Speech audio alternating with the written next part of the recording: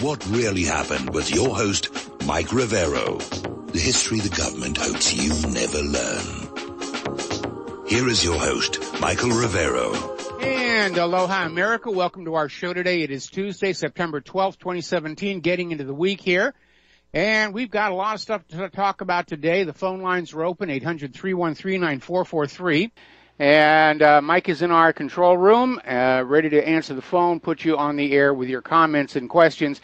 It is also Leonard Peltier's birthday. And if you do not know who Leonard Peltier is, you ought to, because he's the perfect example of somebody who has been steamrollered by the establishment for political ends here.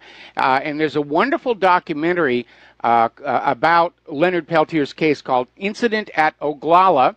Unfortunately, it's not available for free anywhere on the net, but you can watch it on YouTube for, I think it's 99 cents. It's also over on Netflix, so you might want to take a look at that. It's a very, very good documentary. So basically, recapping the case, Leonard Peltier is a Native American who is in prison. He's considered by Amnesty International, the Southern Christian Leadership Conference, the National Congress of American Indians, the Robert F. Kennedy Memorial Center for Human Rights, Archbishop Desmond Tutu, and Reverend Jesse Jackson, among others, to be a political prisoner of the United States. Now, Leonard Peltier was convicted for the deaths of 2 FBI agents who died during a 1975 shootout on the Pine Ridge Indian Reservation, and he's been in prison for over 29 years. Now, there's actually a movie out called Thunderheart.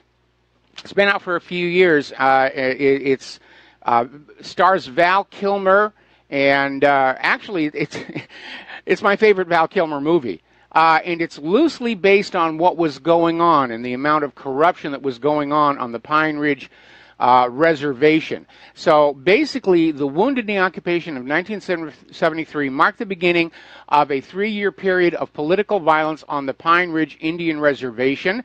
The tribal chairman hired vigilantes, self-titled as goons, the guardians of the Oglala Nations, to rid the reservation of the American Indian movement, which was basically more traditional and didn't want the reservation exploited commercially the way so many others already have been.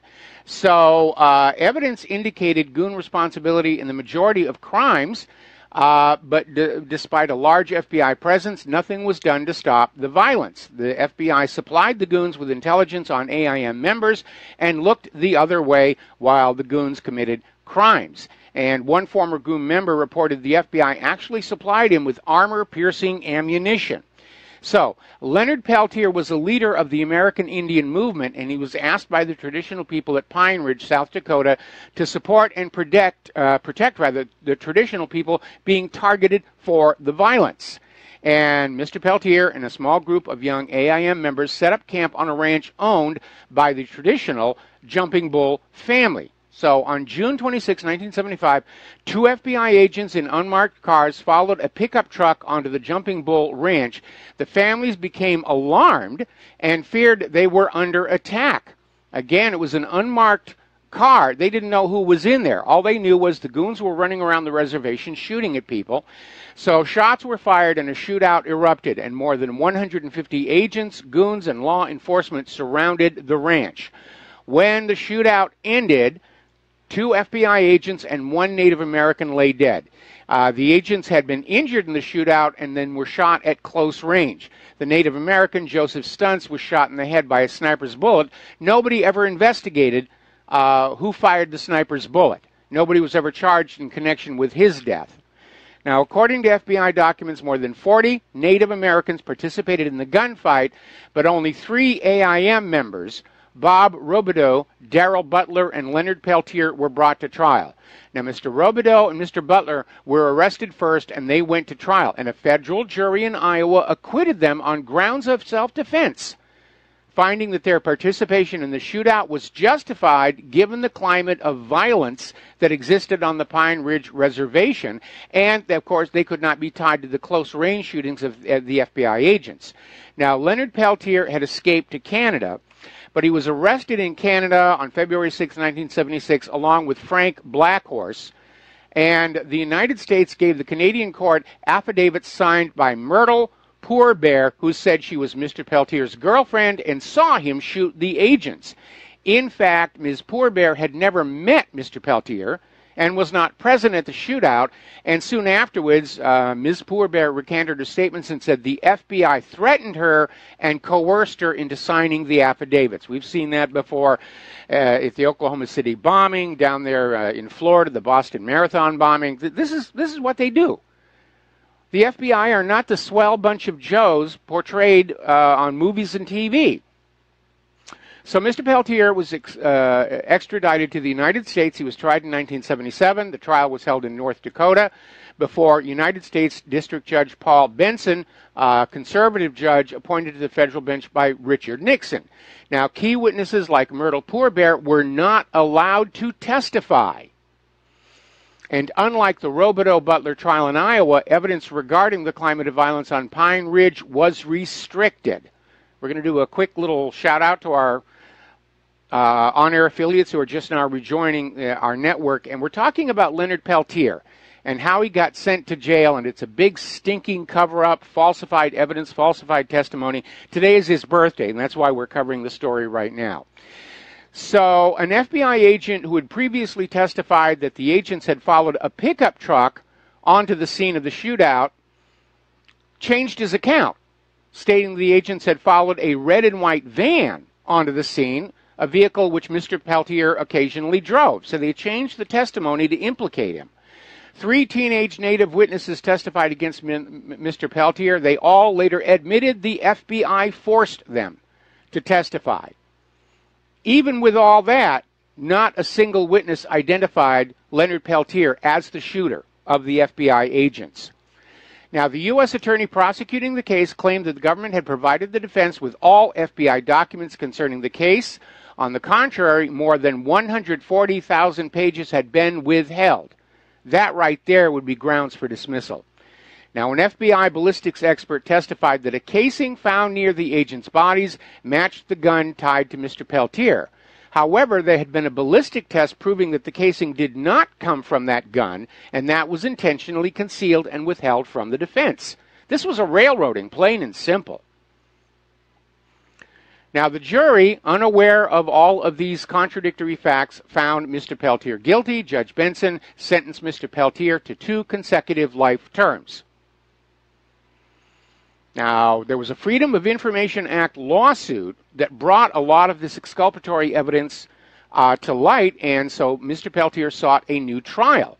And the Eighth Circuit ruled there is a possibility that the jury would have acquitted Leonard Peltier had the records and data improperly withheld from the defense been available to him in order to better exploit and reinforce the inconsistencies, casting strong doubts on the government's case. Even though they admitted that, they still refused to have a new trial for Leonard Peltier. Because after all, you can't embarrass the U.S. judicial system. You can't embarrass the FBI by pointing out in court that they lied and fabricated evidence.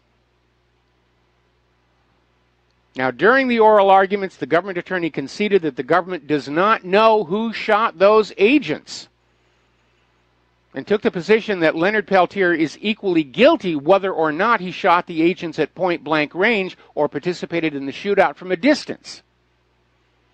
Mr. Peltier's co-defendants participated in the shootout from a distance, but they were acquitted. Now, Judge Heaney, who authored the decision denying the new trial, has since voiced firm support for Leonard Peltier's release, stating that the FBI used improper tactics to convict Mr. Peltier. The FBI was equally responsible for the shootout, and that Mr. Peltier's release would promote healing with the Native Americans, and it certainly would. It's a sore point. Now, Leonard Peltier has served over 29 years in prison. He's overdue for parole. He has already received several human rights awards for his good deeds from behind bars, which include annual gift drives for the children of Pine Ridge, fundraisers for battered women's shelters, and donations of his paintings to Native American recovery programs. This is a good man. Now, Leonard Peltier, he's getting old, as we all are. He suffers from diabetes, high blood pressure, and a heart condition. So time to see justice enacted is very short. Although, how can there really be justice when you've taken 29 years of somebody's life away from them?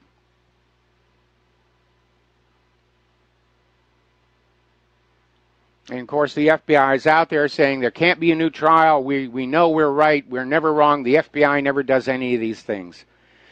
But we know the FBI does. Go back and look at the history of COINTELPRO in the 1960s.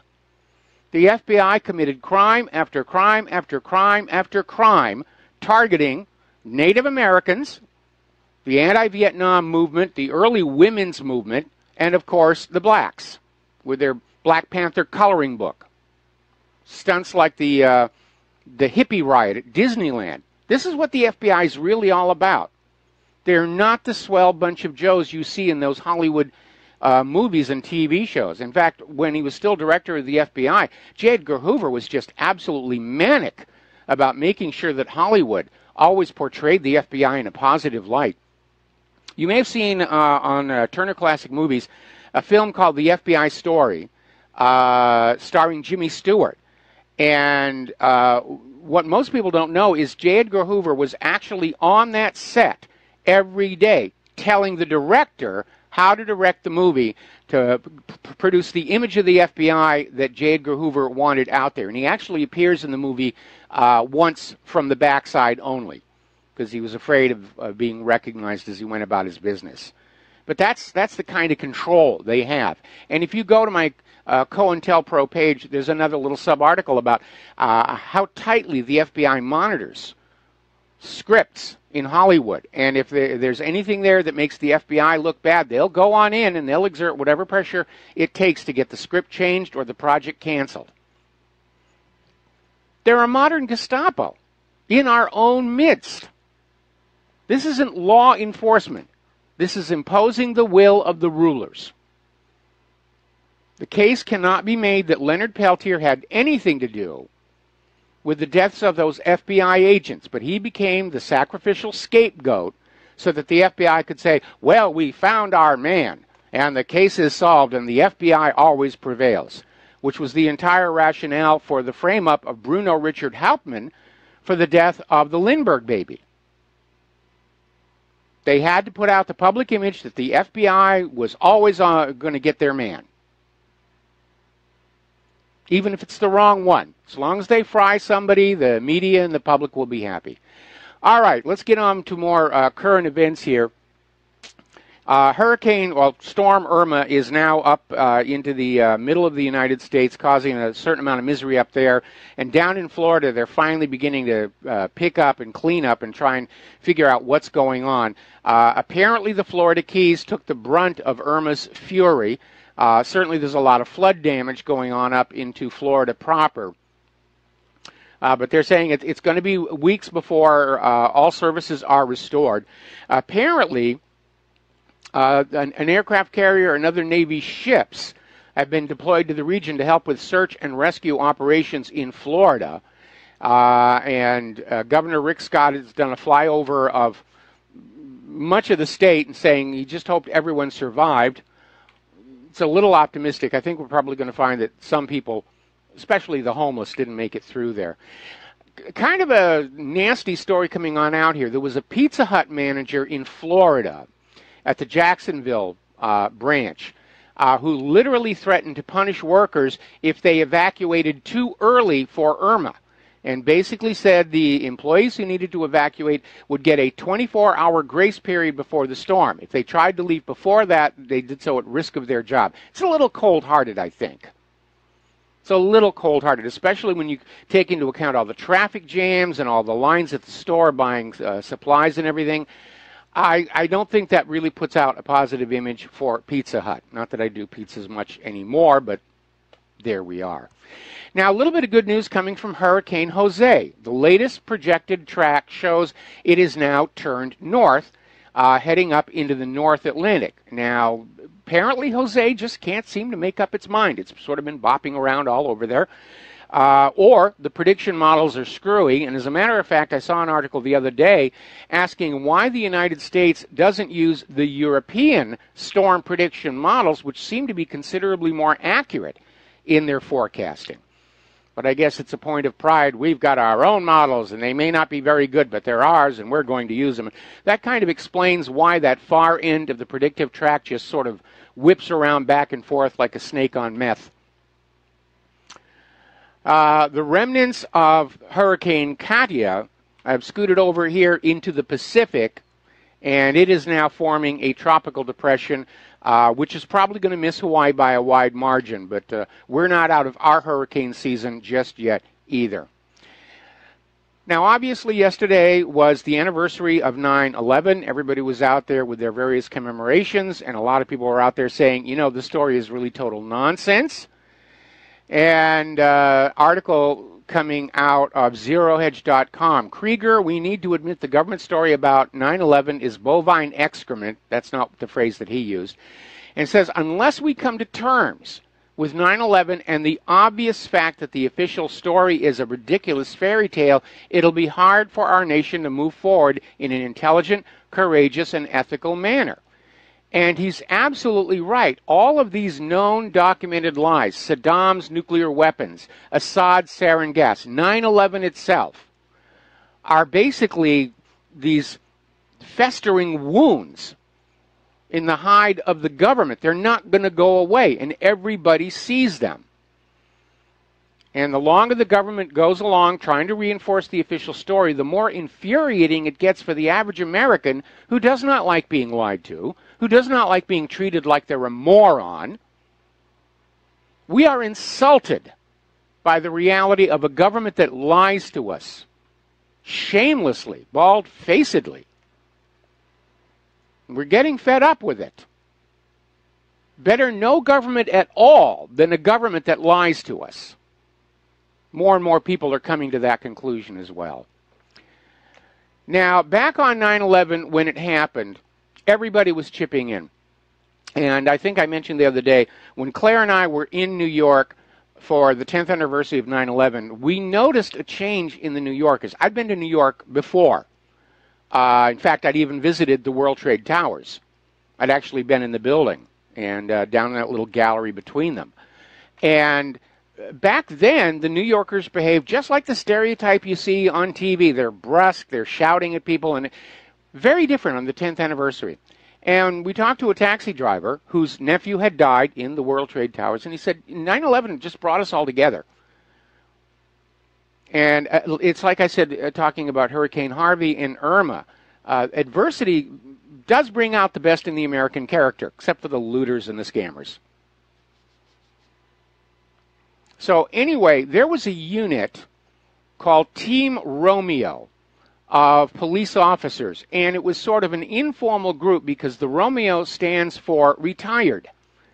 And all these retired police officers put their uniforms back on and showed up to volunteer, helping to find people.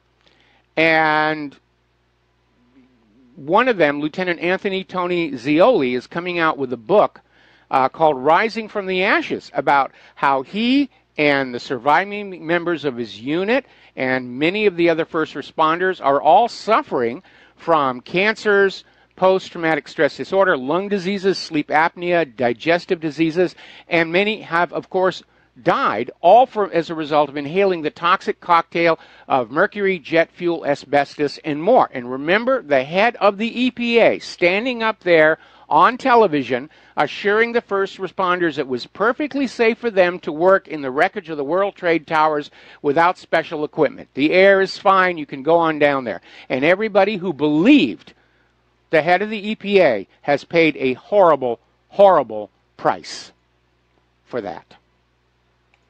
Okay, we're coming up on our first commercial break here, and we'll be back after these few words from our sponsors. Talk to you in a minute. And aloha, America. Welcome back to our show here. Now, there's kind of an interesting article here came out of Pamela Geller, who, as you know, got a very weird bias going on there. And she's got this story out there claiming that teachers are scared to teach about 9/11 as they're afraid of a backlash from the Muslim parents. And the article goes on about after Pearl Harbor, teachers were free to talk about what happened, or the official story about what happened, the same thing regarding Germany. I don't think it has anything to do with backlash from the Muslims. The difference today is the internet and the independent media. And people can go online and find out for themselves whether what the government is claiming is true or not. And the more we dig, the more we realize that we have spent our entire lives in this fog of lies coming from the government. Americans are the most lied to people on the face of the earth, and we have to understand that in order to move forward. Now, turning to the domestic political scene here, Steve Bannon is out there. He's opening up with both barrels. He's called Trump's firing of Comey a disaster, which I disagree with. I think Comey should have gone. I'm not sure that his replacement is really doing all that well. But Bannon is now devising a plan to shake up the Republican Party because he's seeing too much opposition to Trump from within his own party. And so Bannon is now courting a number of GOP primary opponents to go up against sitting Republican senators next year. I think that's a good thing. I think we need a lot of new blood there in Congress and Washington, D.C. These old, corrupted fossils need to go. We're going to take a phone call. Steve in California, aloha. Welcome to the show. What's on your mind? Well, I had a little visit with my general practitioner yesterday, and it was funny that the tech that was taking my blood pressure after she finished doing my vital signs, she said, "Oh, by the way, we just got our shipment in the flu vaccine 2 days ago. Would you like your flu vaccine?" So I just want to let you know that the stockpiles of flu vaccine have arrived, and you can just bet that the government's going to start using the fear campaign here pretty soon. This is going to be the deadliest one yet, and start pushing that fear factor to get people to comply with this fraudulent hoax of a vaccine. Well, again, there's questions about whether it even works. There's questions. More and more people are starting to understand these vaccines are often causing the diseases they're supposed to protect us from. We've seen that repeatedly with the measles vaccine, the mumps vaccine, where all of a sudden, we'll see the news report about, oh, there's a mumps outbreak. It's a pandemic. And then you find out everybody who's come down with mumps actually had the vaccine. So it's including the shingles. I found somebody else who had the shingles vaccine and got the shingles from it. Yeah, this attenuated pathogen approach is very, very dangerous. First of all, not only can the vaccine make you ill, but you become infectious to everybody around you. And it's almost like there's a deliberate mechanism to try and keep us all sick in order to maximize the profitability for the medical industrial complex. I follow, George Carlin made a comment once that made a lot of sense to me, and he said that you have an immune system for a reason, really to challenge your immune system, to strengthen your immune system by being exposed to certain things, and that we're pumping our bodies full of all these toxins, and what good and what use is your immune system if you want to put a vaccine in your body for every single thing out there? And you're actually doing yourself a disservice by not allowing your immune system to strengthen and become strong and needed when you need it. He said someday all these health nuts are going to be dying from nothing. His little bit was on that. So I do agree. If you don't use it, you lose it. And I think our immune systems are there for a reason, and we do need to challenge them. We need to use them and stop with all these quick fixes of vaccines and everything else. We need to stop that and actually rely on the immune system because that's what they've given us. Well, unfortunately, the problem is some of the chemicals that are being used as adjuvants in these vaccines have been shown to actually permanently damage our own natural immune system. They don't want us to have natural immunity. They're trying to create a dependency on these shots. Oh, there's a new illness. Here, have a shot. They're literally operating on the same moral level as the old traveling Wild West medicine show. Steve, we got to take a break for commercials. Thank you very much for the phone call. We'll be right back. And aloha, America. Welcome back to our show here. Now, Steve Bannon, first of all, the White House has already responded to Bannon's comment about Trump's worst decision by simply saying Steve Bannon talks in extremes, which isn't really a denial. It's an attempt to dismiss him and say, oh, he's just mouthing off. But he has come on out and said something that I think we all sort of intuitively understood from the beginning. Steve Bannon is out there saying that Hillary Clinton is not very bright. She's an excellent poseur. I mean, she's out there saying that if she'd won the presidency, she would have been seen as a genius. But frankly, looking back at her decision-making during the campaign, it seems her success is simply based on being willing to do things other people would not, like pay for play and knocking off her enemies and so forth and so on. And for 25 years, actually longer than that, Hillary's been in the public eye, and for all those years we're told again and again and again and again that Hillary's brilliant and Hillary's a warm, funny, vibrant, real person. No, she's a bitter old lady, and I'm not impressed with with her IQ, at least as it's been displayed on TV. And again, the bitterness is coming on out. She's still on her Sour Grapes tour. She's out there going to all these events, charging huge amounts of money for the tickets. I wonder how many people are actually showing up. Probably as many as attended her rally during last year's election. Now, interestingly enough, there's been a pushback on the FBI's denial of a Freedom of Information Act request for Hillary Clinton's emails. And the FBI came on out and said, we're not going to release them because there's a lack of public interest. Well, there is no lack of public interest exception to the Freedom of Information Act. The only exception is if there's national security involved or if somebody's privacy will be invaded.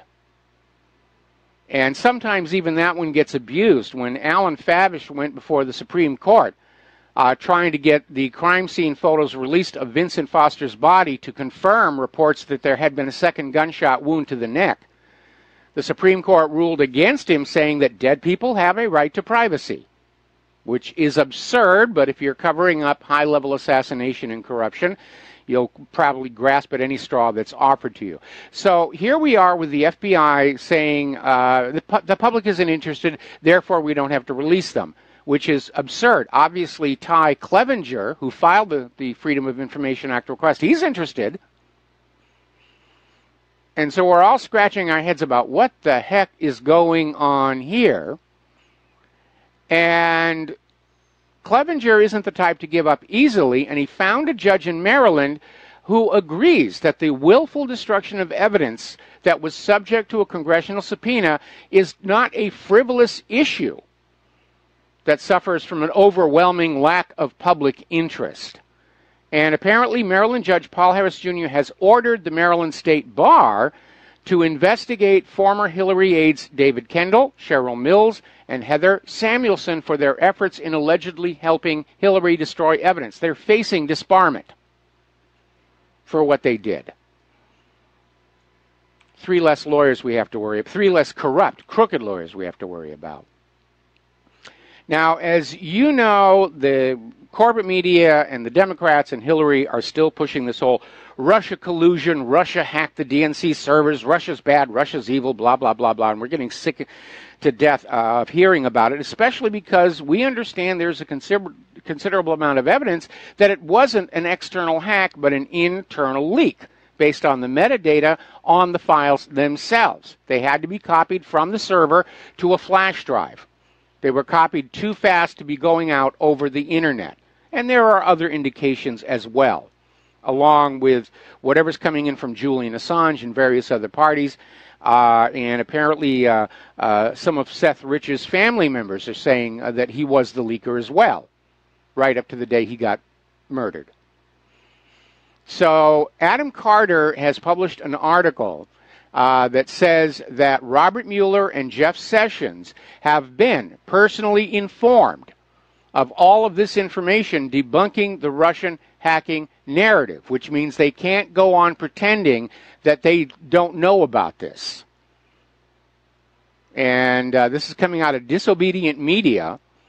And basically, Carter's been on the forefront of debunking the hacking narrative. He dismantled the Guccifer 2.0 persona, found out was right here in the United States.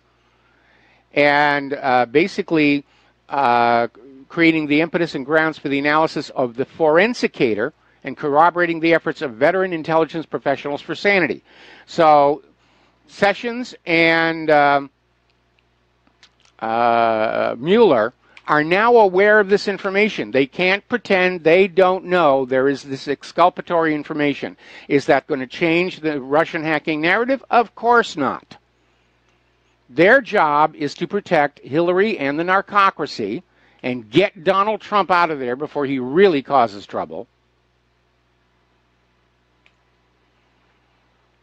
Meanwhile, yet another anonymously sourced Trump-Russia story has fallen apart. Now, this all started when NBC News dropped what the network hyped as a potential bombshell last week about notes taken by Manafort during their Russian meeting, and it contained cryptic references to donations. That was the original headline.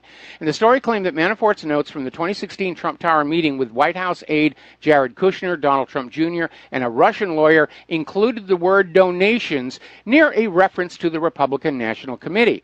Then all of a sudden, NBC began walking back the potential bombshell almost immediately, issuing a correction saying that the word donation didn't actually appear in the notes, but quoting one anonymous source who said the word donor was in the notes.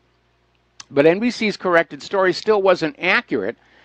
Politico came on out with a report saying that the word donor doesn't appear anywhere in Manafort's notes. And moreover, the notes are not seen as damaging to the Trump family or campaign officials. It's a big nothing burger. And NBC has got egg all over their face because they relied on two anonymous sources briefed on the evidence to run with the story. And then they wonder why people just won't trust the corporate media any longer. Meanwhile, the new FBI director is out there saying that he can see no evidence of White House interference in the Russia investigation. And that was a big stink. Mueller was out there trying to find something on that as grounds for impeachment of Donald Trump, that he fired Comey because Comey was getting too close to the Trump-Russia connection. And the new FBI director saying, no, it's not there. It's another nothing burger. So let's get on back to that bitter old lady, Hillary Clinton, who is becoming a caricature of herself at this point. And she's an embarrassment to the Democratic Party. They wish she would just fade away and stop yakking, because she's becoming a serious liability going into next year's midterm elections. But she's out there on her Sour Grapes tour, and apparently she's charging for the tickets, for the VIP tickets. Like there's going to be a huge crowd. They're going to come on in, and she's charging up to $2,375 for the VIP tickets. Lots and lots of money for doing absolutely nothing. When you're on a book tour, you don't charge admission. You sit there and you autograph the books so people will buy them. And, it's a bargain. It's a bargain. Amazon and Walmart have already slashed the price on Hillary Clinton's new book, What Happened, by 40% before the book is even officially released, which is actually today. Today it goes on sale, and it's already marked down 40%. I don't think they're going to sell very many of them, and I don't think people are going to show up at the Sour Grapes tour. I mean, there's always going to be some Democratic suck-ups who are going to want to get on the inside of the narcocracy and be the next generation. I imagine this is putting a lot of pressure on Chelsea Clinton. You know, she's got these two aging parents who are frustrated and they didn't get everything they wanted. You've got to go on out and be the president in my place. Now, the FBI has launched an investigation into Sputnik News. And basically, Kremlin spokesperson Dmitry Peskov is saying this indicates serious censorship problems in the United States of America. And basically saying that the U.S. corporate media is just not used to competition, whether it's from foreign media or the independent media. And they're just out there to just try and shut everyone down who won't go along with the approved agenda. We're going to take some phone calls now. Willie in Nashville, aloha. Welcome to the show. What's on your mind? Aloha, sir. How are you today? I'm hanging in there. Yeah, man, do the thing. It's cool. Yes, sir. The purpose of this call, I was just curious. I've watched you on YouTube on the Ron Johnson channel, you know? Yes. And I was curious as to if you were familiar with the cat named Clinton Curtis. Clinton as in Bill Clinton, Curtis as in Curtis Mayfield. He was a computer programmer, worked for NASA, Marlboro, very high-level guy. And Tom Feeney of Florida, the state representative Tom Feeney, contracted Mr. Curtis, Curtis, contracted him to write a voting algorithm for electronic voting machines. And I don't know if you're hip to that or not. Oh, and yeah, I've seen the video where he's testifying about this and said, yeah, it's very easy to rig these electronic machines to change the outcome of an election. And of course, the corporate media totally ignored him. Yeah, and ironically, not even ironically, I think deliberately, in my opinion, the algorithm that he stated in that testimony to the Ohio State grand jury was 51.49%. And if you look at the timestamp, and I believe the timestamp is 2001, maybe 2002, somewhere in there on his testimony, if you'll notice, every major election this country has ever had since then has always come out 51 to 49% or very close to it. And I just wanted to, call and see if you're hip to that. And I thank you for your time. Love your show. And cheers, man. All right. Well, thanks an awful lot. Yeah, we're very familiar with that. We've gone back and referenced that time and time again. Again, for those of you who are just now becoming hip to this whole issue of how easy it is to rig elections with these electronic machines, I recommend you go over to blackboxvoting.org. It's run by a wonderful lady named Bev Harris. In fact, there was an HBO documentary that featured her and her work called Hacking Democracy.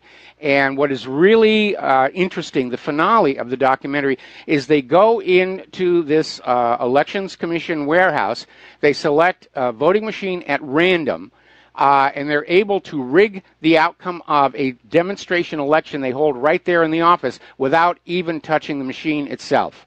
And what was really amazing, touching, is one of the people who worked at the Election Commission, she just broke down in tears because she believed she was serving democracy and helping to guarantee an honest election. And all of a sudden she realized she was right in the heart of a gigantic fraud. We're going to go back to the phones here. Joe in Tennessee, aloha. Welcome to the show. What's on your mind? Hey, Michael. I was just curious if I'm the only one that I'm picking up this signals from Trump about Trump maybe going to the gold standard or something. I mean, when he first came in to be president, I mean, all of a sudden, all the draperies and the seats, everything went to gold, And I mean, I'm looking back at Trump. I grew up in New York. I remember when he was getting started. I was a kid and all that. But all his buildings had the big gold Trump signs up there, and I just, for some reason, like on a certain level, I just affiliate him with gold, the color gold, the gold-plated this, gold. And I'm just wondering, it's weird about people in that respect, and the way society works and everything. And I just have a feeling there's something going on with that, Well, as you point out, Trump has always had this affinity for gold as the facade of his buildings, and it may be partly that he is impressed with gold. I mean, he's a very, very wealthy man, and wealthy people tend to think about gold a lot. Or it may just be his way of trying to convey a sense of wealth and power to the people who are renting space in his buildings or staying at his hotels and resorts. Now, as far as the gold curtains in the Oval Office, those are actually brought back from Bill Clinton's Oval Office, and that may have been a thumbing of his nose to the Clintons. But yes, there's no question that Trump's favorite color is gold. I don't necessarily know that signals something. I think it's more significant that he has a portrait of Andrew Jackson in the Oval Office, the man who shut down the second bank of the United States. But I'm sure that Donald Trump has been told by now that presidents who attempt to get in the way of the private central scammers, private central bankers, bad things tend to happen to them, including an attempt on Andrew Jackson's life, Lincoln's assassination, Kennedy's assassination, and a few more than that. And again, if you go back and you read the original text file of All Wars Are Bankers' Wars, you're going to find, you know, people who died under very weird circumstances who were opposed to the private central banks. They've been running this scam on the human race for 300 years. They're not about to give it up without a fight.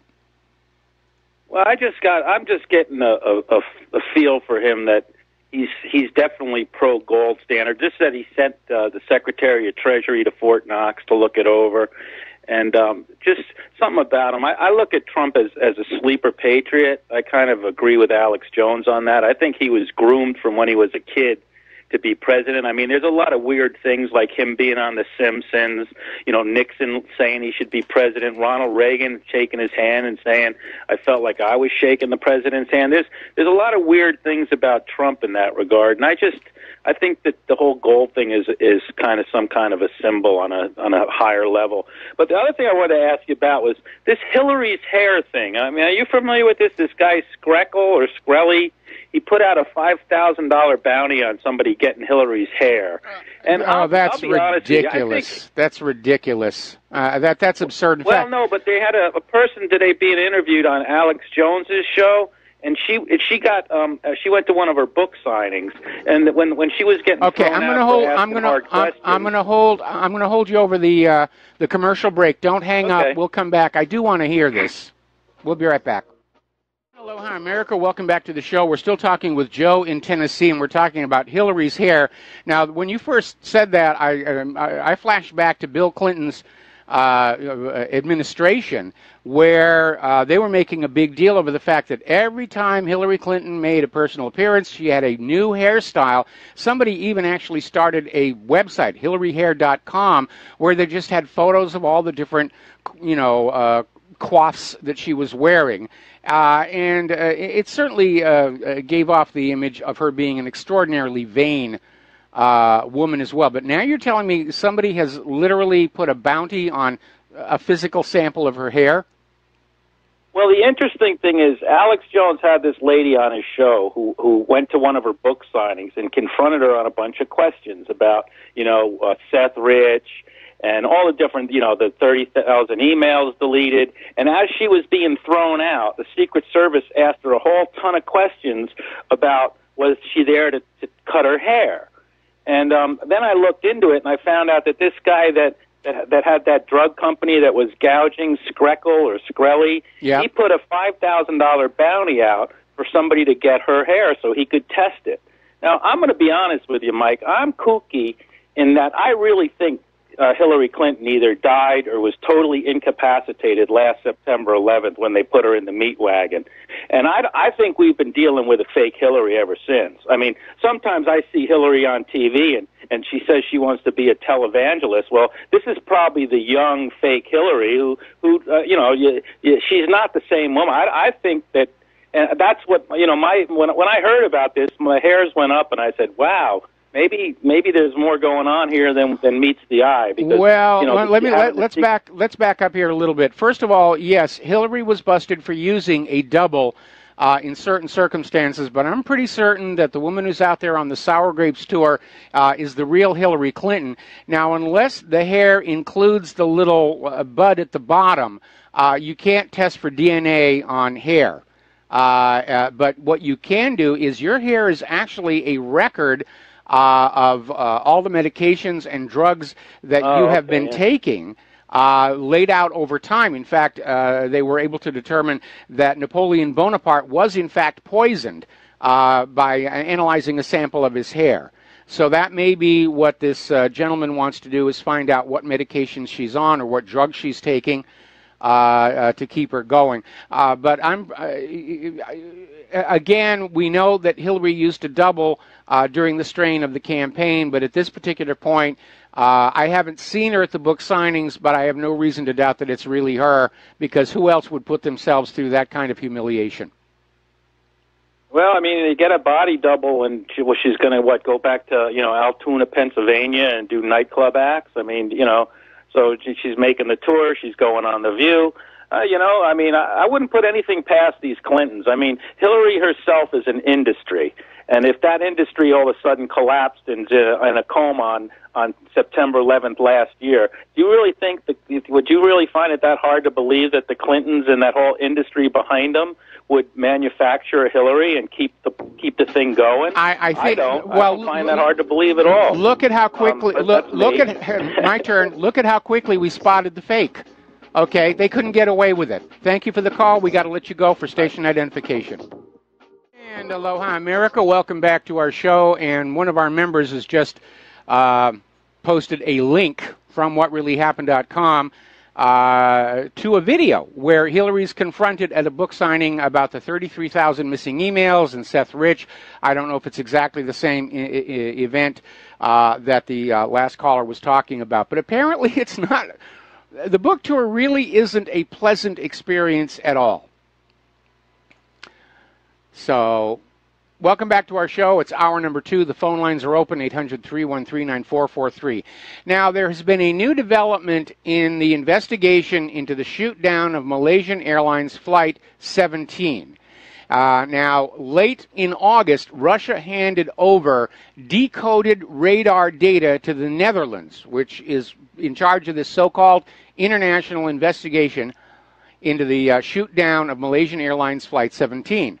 Now, Russia had already sent all this information over in its coded form, but they provided the software needed to decode it. But the Dutch investigators, despite having the latest in modern technology, claimed they were not able to decode the recordings, and they basically ignored what was in them while they keep trying to say that, oh yes, it was the Russia that shot down MH17. This new data provided by Russia is the uncoded radar data, and clearly shows that the missile that is thought to have brought down MH17 was fired from the zone controlled by the Ukrainian military. So there's the hard data on that one. Now, the Trump administration is urging Congress to renew the Foreign Intelligence Surveillance Act, which is due to expire the end of this year. And, of course, the whole Foreign Intelligence Surveillance Act has become a big joke. And it's a rubber stamp that allows the government to violate the constitutional rights of Americans. Now, supposedly the Foreign Intelligence Surveillance Act only applies to outside the United States of America, but as is typical with many of the laws passed by the government, there's a little bit of mission creep or application creep. And more we're finding that American citizens inside the United States are coming under surveillance approved by the FISA court. And it's very, very rare for the FISA court to reject a request for a wiretap. So it's just bypassing due process. It's a shortcut for the dictatorship. Now, there's an article that came out of Zero Hedge, and it has a wonderful metaphor for what's going on with our country, and it's called the sandcastle. And you work very hard to build a sandcastle at the beach, and then the tide comes in, and it's gone almost immediately. And the subtitle in this article is "The Decline from Democracy to Tyranny is Inevitable." And I'm sorry to say that, yes, I agree. If you are as old as I am, and if you are, you have my deepest sympathies. You remember in our youth where the Bill of Rights was an absolute. We weren't hearing all this talk about, there must be limits on freedom of speech. We have to take away the guns. Their right to privacy is a threat to national security, and on and on and on. And now, of course, we're becoming aware of just how fraudulent our election system is. And our republic, with a democratically elected government, is being washed away before our very eyes, just like that sandcastle. It's a beautiful image.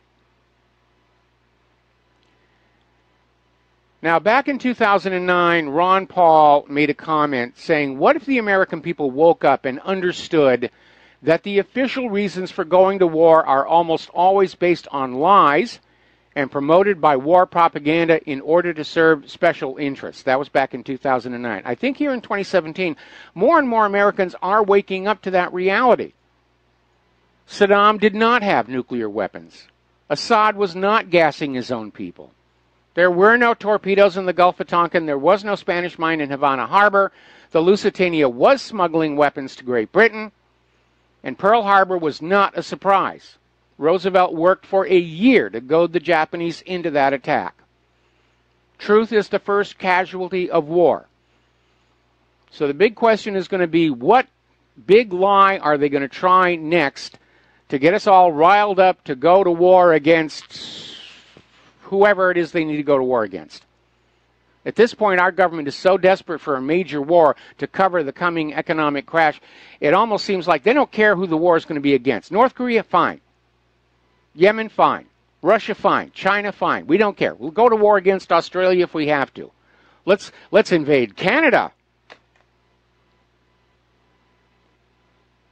That's my favorite Michael Moore movie, Canadian Bacon, because he was bang spot on that link between elections, war, and the military-industrial complex. We're going to do a shout-out now to our on-air affiliates just now rejoining the network, and a reminder, our phone lines are open, 800-313-9443. Get some of these listeners on the affiliates to call into the show here.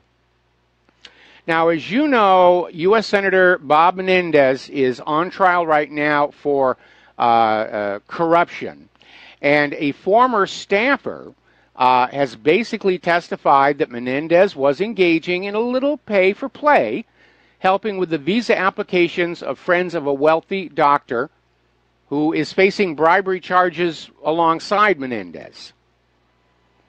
And Menendez attorneys are trying to show that Menendez's actions were unremarkable and part of the normal duties of his office. Menendez may have actually believed that. Certainly Hillary Clinton did. Yeah, you get money, you do favors for people. But under direct questioning from the government, former senior policy advisor Mark Lopez testified Menendez emailed him in 2008 authorizing a letter of support from Menendez to be sent to consular officials regarding the visa applications of two sisters from the Dominican Republic. And one of the emails had the subject line, Dr. Melgen's request. So it's not looking good at all. And what is it with these politicians? The mayor of Seattle, well, actually he's not the mayor anymore. He just resigned. And apparently a fifth accuser has come forward accusing him of sexual molestation. And the latest accuser is his cousin, saying that Murray repeatedly molested him in the 1970s when he was a teenager. Kind of makes you wonder what sort of character, what sort of person is drawn to political power. And the answer is a sociopath, because they're exhibiting all that other behavior. Bill Bonner is out there saying that Congress is a carnival of claptrap. Basically saying that there was never any possibility that Congress was going to hold to the debt ceiling, because they're not thinking about what's good for the United States and the people. They have cronies to pay off. They have promises to keep to their financial backers. And if that means driving the American people deeper into debt to pay for it all, well, that's just the way these things are going to work. Okay, so let's talk about what's going on in the war zones. Apparently, U.S.-led coalition warplanes bombed a military convoy belonging to the Syrian army east of Deir ez-Zor. Gee, I wonder which side the U.S. is on. Well, if you look at this story, along with the U.S. airlifting out the ISIS commanders, it's very obvious that the U.S. and ISIS are the real allies in there against Bashar al-Assad. And apparently they're still trying to figure out a way that they can get in there and get Assad out. So the U.S.-led coalition warplanes bombed this convoy near Al Taim oil field east of Deir ez-Zor, killing and wounding several Army members and destroying armored vehicles. So it's pretty obvious what the U.S. is in there for, and it's not to get ISIS and Al-Qaeda. They're still out there hoping that they can find a way to get Assad. Now, Syria is responding to the recent UN report that supported the idea that Assad was gassing his own people, even though it didn't really have any convincing evidence of that.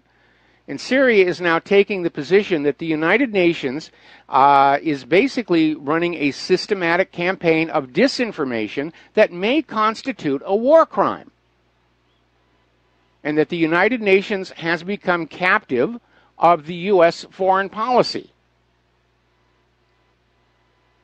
That the United Nations is no longer independent. It has become subservient to the United States. And that is a very dangerous situation. Now, apparently ISIS has come on out with a new propaganda video, which is just more of the same thing, waving the flags and so forth and so on. But it is remarkable in one thing. In this video, which was shot near Raqqa, they're displaying their new favorite battle rifle, which turns out to be a modified M14 manufactured in the United States of America. Gee, I wonder how they got those guns. And apparently these U.S.-made rifles are winding up in the hands of ISIL, Daesh in Afghanistan, Iraq, and Syria. Somebody is taking those weapons in there. Remember that story that broke about a week and a half, 2 weeks ago, where the U.S. was sending weapons into the Syrian rebels under the cover of diplomatic flights. And the reporter who broke that story, boy, did they get in trouble here. Meanwhile, Israel has basically advanced into Syrian territory. Israeli army forces yesterday advanced 200 meters into Be'er Ajam in the countryside of Quneitra, inside the Syrian territory. Now, 200 meters may not sound like much, but it's the camel's nose under the edge of the tent. And apparently the Israeli occupation forces entered Syrian territory backed up by bulldozers, tanks, and military vehicles. And the troops are basically digging in, it appears. Now, meanwhile, Avigdor Lieberman is out there warning the Syrians any confrontation will end badly for you. And that's because Syria is threatening repercussions following the Israeli airstrikes to the State Scientific Studies and Research Center, and of course now this military incursion. So what we have here is this absurd situation of Israel is attacking Syria and then warning them not to make a fuss about it. Like Israel has a natural right to just bomb other people's countries. It's a bad habit they've picked up from the United States of America. Now, apparently, the Russian Defense Minister Sergei Shoigu has held talks with President Bashar al-Assad in Damascus, talking about military cooperation and joint actions against the U.S.-backed terrorists in Syria. In short, the U.S. just lost Syria. Syria is pivoting toward Russia. When this is all over and done with, Syria is going to be in the Russian sphere of influence. They botched this one badly. Actually, they've kind of botched up the whole thing all along. The more aggressive the United States becomes, the more countries are pivoting away from the West and toward Russia and China. Meanwhile, Russia has sent a message to the United States: stop destroying our relationship and start solving the problems you yourself have caused. And that's a very insightful comment. We're seeing the U.S. and Russia in this tit-for-tat attack on each other's diplomatic forces. And Russia is saying further retaliatory measures against U.S. diplomats are imminent. And so Russia's Deputy Foreign Minister Sergei Ryabkov in Helsinki is saying, we're urging the U.S. to stop destroying Russian-American relations and undermining international law and to occupy themselves with solving problems that have arisen not due to any fault of our own. In other words, you made this mess. You fix it.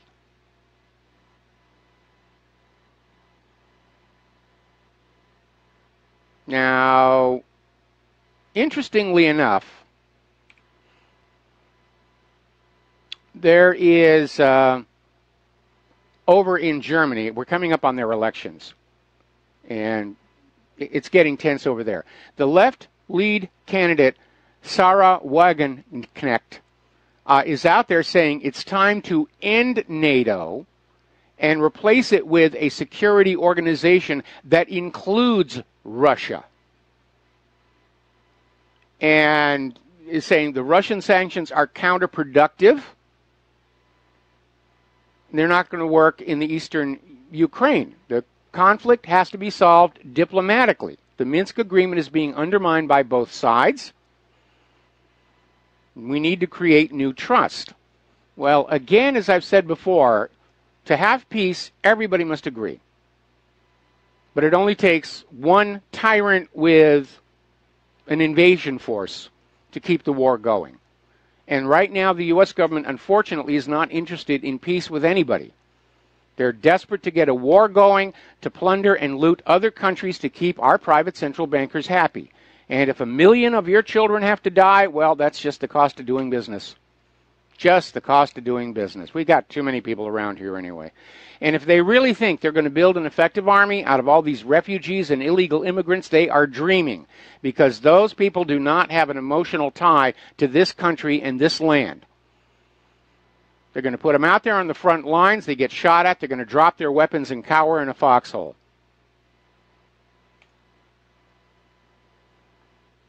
Now, the president of Iraqi Kurdistan is basically saying that they're tired of waiting and they're going to draw their own borders of a future Kurdish state if Baghdad does not accept a vote for independence in a referendum due later this month. So there may be a whole new Iraq war going on. The Kurds against the Iraqis. Now, Israel wants an independent Kurdistan, and the U.S. is certainly on board with that idea as well, because the real agenda is to break up the larger Middle East nations into smaller pieces that are easier to bully and push around. They want to start breaking up Iraq. They're going to carve part of Turkey and Syria off of this new Kurdistan and make a new small country. And that's the real goal here. Israel has been wanting to break up all those other larger Middle Eastern countries. They want to redraw the map. Again, to have lots and lots of little tiny countries that are easy to manipulate and exploit or invade when necessary.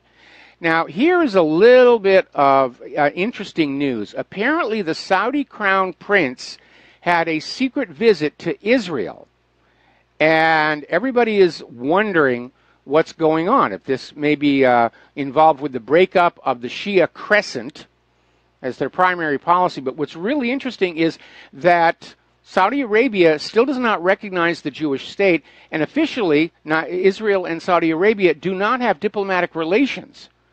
Well, apparently that may be about to change. Okay, we're going to take a phone call now. Tony in Puerto Rico, aloha. Welcome to the show. What's on your mind?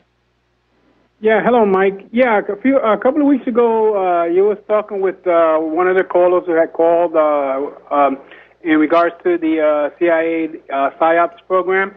I have a quick question. Do you think Sirhan was your typical Manchurian candidate, or was he a patsy, or he didn't do the shooting? Oh, he's definitely a patsy, and he may have fired a gun, but that wasn't the only gun that was present in that pantry, because Sirhan was several feet in front of Robert Kennedy, and the shot that was fatal was fired into Robert Kennedy's head behind his ear. It had to come from behind him. And so while Sirhan was drawing everybody's attention, somebody got a shot off. And again, Sirhan's gun only held 8 rounds. The police recovered 11 bullets from that pantry. So he was definitely set up to be the patsy. A lot of people who saw him before the shooting said it looked like he was drugged out and just not really there. He was being led around by this woman in a polka dot dress, which the authorities attempted after the fact to claim did not exist, that everybody had seen the girl in the polka dot dress. They were just hallucinating, even though the LAPD put out an all-points bulletin to find her. Tony, got to take a break for commercials. We'll be right back. All right, thank you. Thank you, Mike. And aloha, America. Welcome back to our show here. Now, apparently, Israel is sticking its nose into the Iran deal, even though it was never part of the original P5+1. And Israel's intelligence minister, Israel Katz, is basically saying that Prime Minister Netanyahu must demand from President Trump that he freeze, change, or cancel the Iran nuclear deal. And they're out there saying the lesson from North Korea is that talks and compromise are not going to work. Well, North Korea is only arming itself in response to U.S. aggression. And the counter lesson there is Iran has gone along with ending its nuclear program just the way that Saddam Hussein gave up all of his chemical weapons, and they're still in the crosshairs of the United States. Now, again, I want to remind everybody, the United Nations, AIEA, the International Atomic Inspection people, have certified once again Iran is fully in compliance with the P5+1 deal requirements. And Nikki Haley and Donald Trump are out there trying to sell the idea that they can end the deal, that they have grounds to end the deal because they don't feel Iran is enthusiastic enough about compliance. You know, they're sulking, or they're building ballistic missiles, which were never in that original agreement. But here you have Israel is out there saying, you will attack Iran for us. And apparently our government is saying, yes, massa, yes, massa, yes, massa. We will send other people's children over there to basically go after Iran. Now, do you remember in the run-up to the invasion of Iraq that claim that Niger was shipping yellow cake uranium to Iraq? And it turned out to be a forged document, and George W. Bush was on TV saying, see, Iraq is buying uranium, and because Israel bombed their power plant, the only reason they could have for uranium is they're building a bomb. And it turned out to be a complete hoax.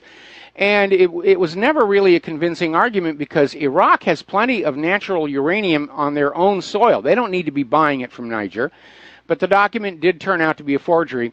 Well, having learned nothing at all from that embarrassment, apparently they're trying it again, where the media outlets are reporting on a letter supposedly by the Somali foreign minister that al-Shabaab was mining uranium for transport to Iran.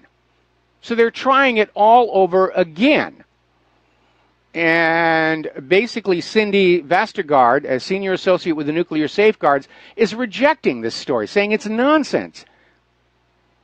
And again, Iran also has lots of uranium within their own borders. They don't need to get it from outside. The only reason to claim it's coming from outside is so you can claim there's a paper trail. But Fox News came on out there, Al-Qaeda affiliate mining uranium to send to Iran. Somali official warns U.S. ambassador. Voice of America came out, Somalia seeks U.S. help, says militant plot to supply uranium to Iran.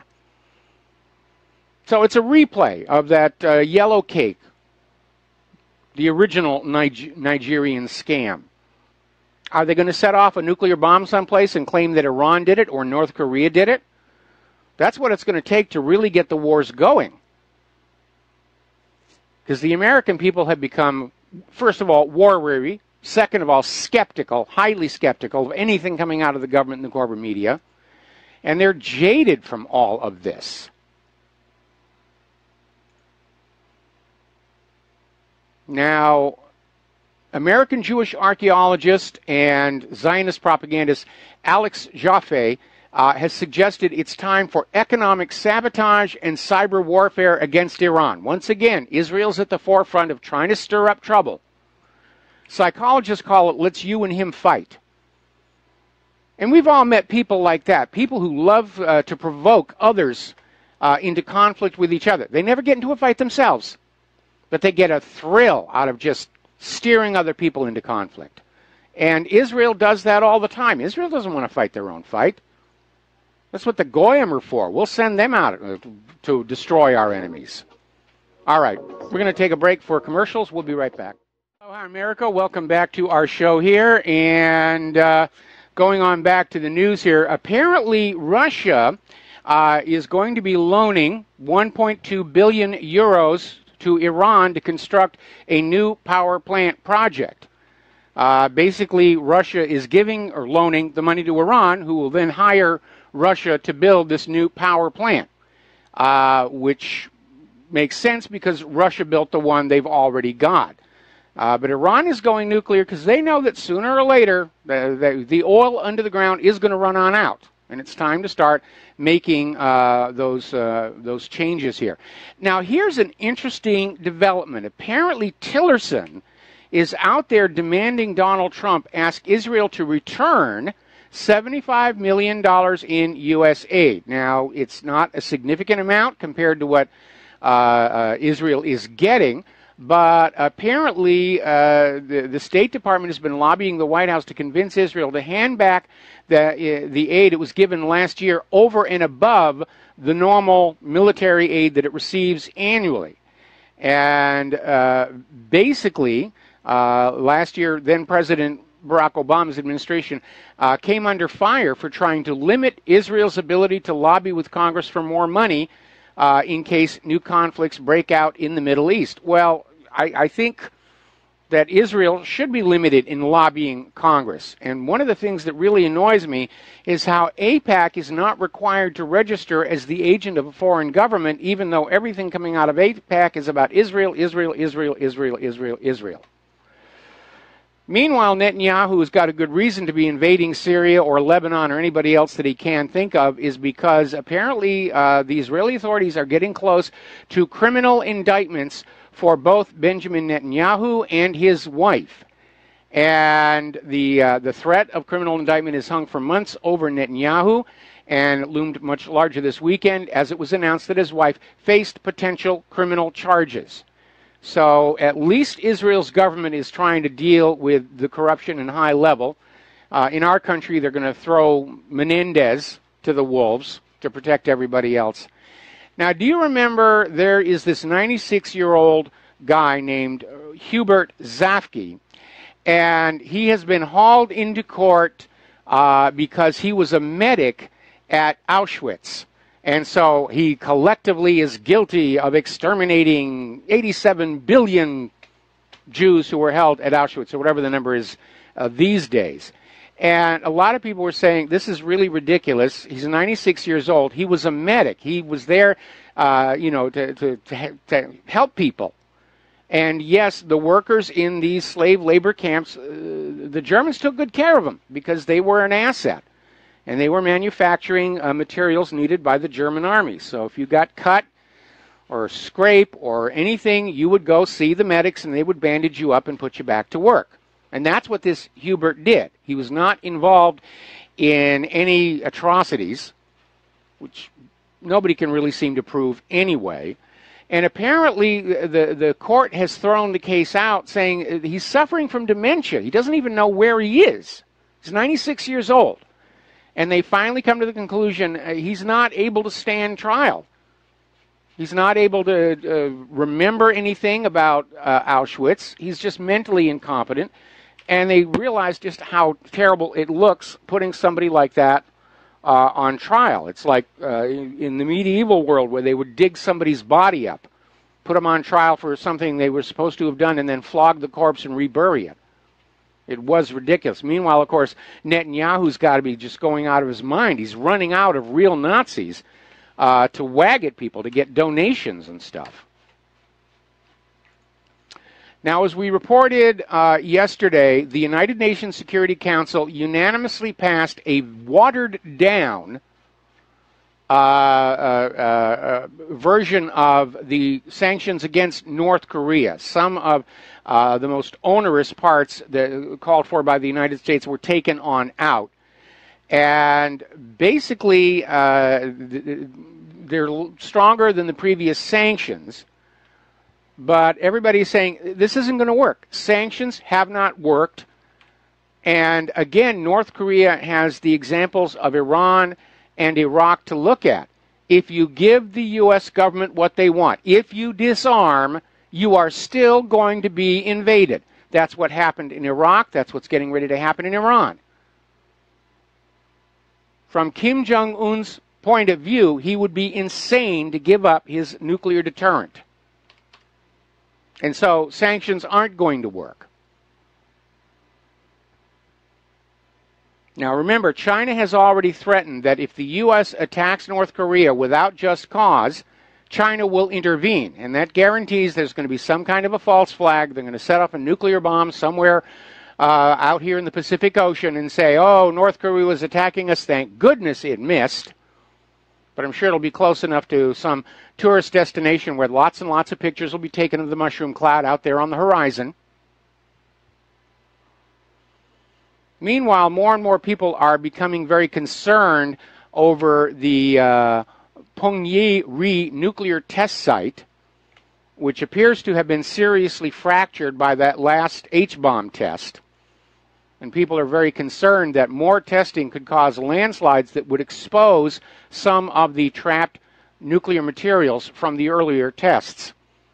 And again, I would hope that North Korea is simply going to find a new mountain to conduct their tests in. Boy, if you look at the western United States and you look at all those nuclear test sites, it's just amazing how many craters. You look in Google Earth, you look up around Groom Lake there, you just see hundreds, almost 1,000 craters in all these various nuclear test sites. These were above-ground tests, by the way, for the most part. Now, Russia has test-fired an ICBM from the Plesetsk Cosmodrome up in Russia's north. You're not hearing a big hue and cry about it. Nobody's screaming that Russia's being provocative. It's just a missile test. But boy, oh boy, every time North Korea fires off a test rocket, oh, it's a provocation. They're coming for war. It's kind of a double standard here. The U.S. is always testing their missiles. They fire off a lot of those tests from right here in Hawaii, over on Kauai, the Pacific Missile Test Range. The last two tests of THAAD up in Alaska, the target missile was launched from right here in Hawaii. Nobody makes a big deal about that. Nobody says the U.S. is being provocative. It's only North Korea. They're being provocative. How dare they prepare to slow down our invasion? Don't they understand the United States is exceptional and we have the right to invade anybody that we feel like? How dare they ignore the rules we just made up here? Now, turning to the economic news, the European Union is very worried over the current U.S. economic chaos, and it is. And basically, they're blaming it on Donald Trump, but Donald Trump did not create this mess. It was created for him long ago. But they're basically acknowledging something that we've been saying all along. The U.S. is in the process of forfeiting its position of economic supremacy. And an internal EU document shows the Europeans are worried. Well, they've got their own currency, the euro. So they're relatively isolated. They're not dependent on the U.S. dollar. And more nations are delinking from the dollar because everybody can see the writing on the wall. The entire U.S. economy is a giant bubble. The stock market is a bubble. Real estate is a bubble. Car loans are a bubble. Education is a bubble. It's all one giant bubble pumped up to look impressive, and there's nothing inside. Now, over in China, a Beijing court sentenced the architect of the $9 billion Yizhubao online financial scam to life imprisonment and handed down jail time to 26 others, marking the close to one of the biggest Ponzi schemes in modern Chinese history. And the ruling comes at a time when the Chinese government is stepping up their efforts to crack down on risky and illicit behavior in the country's financial sector, including the unruly peer-to-peer industry that continues to attract high volumes. We need more of that here. And yes, Bernie Madoff got brought down for his Ponzi scheme, but I think he was brought down mostly because he was cheating his own people. And we know there's a lot of fraud on Wall Street that is simply ignored. And again, there was a documentary that came on out about the 2008 meltdown called Inside Job. It won the Academy Award for Best Foreign Documentary and then pretty much vanished from the American scene to be replaced by this hastily put together HBO movie that tried to portray all these Wall Street people as heroic figures struggling with forces beyond their control, which was just a big pile of bovine excrement, not really worth watching here. Now, the U.S. has filed a civil lawsuit in federal court in Brooklyn against Paul Mangione. He's the former Deutsche Bank head of subprime trading, and he is accused of defrauding investors in mortgage-backed securities sold before the financial crisis. Well, good. Finally, they're going after some of these people. Mangione misled investors about the quality of the loans underlying $1.4 billion in mortgage-backed securities, resulting in hundreds of millions of dollars in losses. The case against the former trader came after the bank in January reached a $7.2 billion settlement with Deutsche Bank in a related case over risky mortgage securities sold to investors. Well, I'm glad they're finally getting there, but that was really the essence of the scam. They took all these mortgages, many of which were already in default, put them into these bundles. The ratings agency said these are AAA, pensions could invest in them. In some cases, the same mortgages were being attached to different bundles, multiple bundles. That's fraud right there. And the SEC looked the other way until the whole thing imploded. And here we are just about 10 years later. And they're finally starting to deal with some of these criminals here. Now, interestingly enough, the Federal Reserve has come out with a new report about the current state of the U.S. economy. And amazingly, $102 billion in credit card debt, student and auto loans was revised away. If you look at the chart there, there's this all of a sudden drop. And nobody has an explanation for that. We know that all of that money wasn't repaid. But somebody just decided, for the sake of the bookkeeping not looking all that bad about the nation's indebtedness, they were just going to put that somewhere else. It's the same thing they do with the unemployment rate. If you have been out of work for more than a month, you're not classed as unemployed anymore. You're put in another category. And that wonderfully low unemployment number that they like to wave at you is really based just on people who only recently lost their job. And the almost 100 million Americans who are willing and able to work but haven't found work in months or years are simply ignored. They're not included in the calculation because we got to make the numbers look good. Now, a new report has come on out. This is Investment Watch blog. They're going back and they're looking at the housing market crash that was part of that 2008 meltdown. And the analysts have said that the subprime borrowers were not to blame. You probably remember back then the corporate media was out there saying, oh, it's those subprime borrowers, you know, they couldn't pay those adjustable rate mortgages, which was definitely true because the teaser rates were very low to get them in there. There was even an $8,000 tax credit passed by Congress to get people to buy their first home. And then they took that $8,000 back in subsequent tax years. But they lured these people in, they front-loaded the system, and they got into trouble. But the real problem that triggered the housing market crash were the house flippers. People who were buying a house in the morning and then selling it that same afternoon at a huge markup. And they're the ones who drove that real estate market way up. And hang on a second, I got a problem. Here we go. They drove the market way up. And that, of course, was luring a lot of people in to buy houses as a get-rich-quick scheme. And then it all fell apart. So it was the house flippers, the get-rich-quick schemers, who drove everything out of control, not the borrowers themselves. They just wanted a home. That's all they wanted.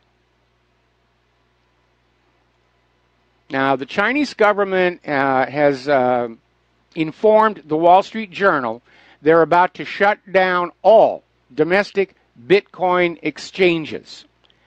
And apparently they're trying to get their economy back under control. And they're very concerned that the ultra-rich in China are using Bitcoin as a means to shuffle their wealth to tax havens around the world. So they're trying to rein that in, and the cryptocurrencies are starting to take a little bit of a beating there. Another story coming out of FortRuss.com. U.S. government debt tops $20 trillion. This exceeds the annual GDP of the United States. And basically, the U.S. national debt increased by $318 billion in just one day. And this, of course, follows Donald Trump in Congress last week agreeing on a temporary increase in the ceiling of the national debt. It's not going to be temporary. They're never going to put it back down again. They can't pay down the debt. They've never been able to pay it down. And so the issue is now postponed until December. Now, like everything else, the official government debt is less than accurate. The true scale of the government's debt, when you take in all the unfunded mandates, is over $100 trillion.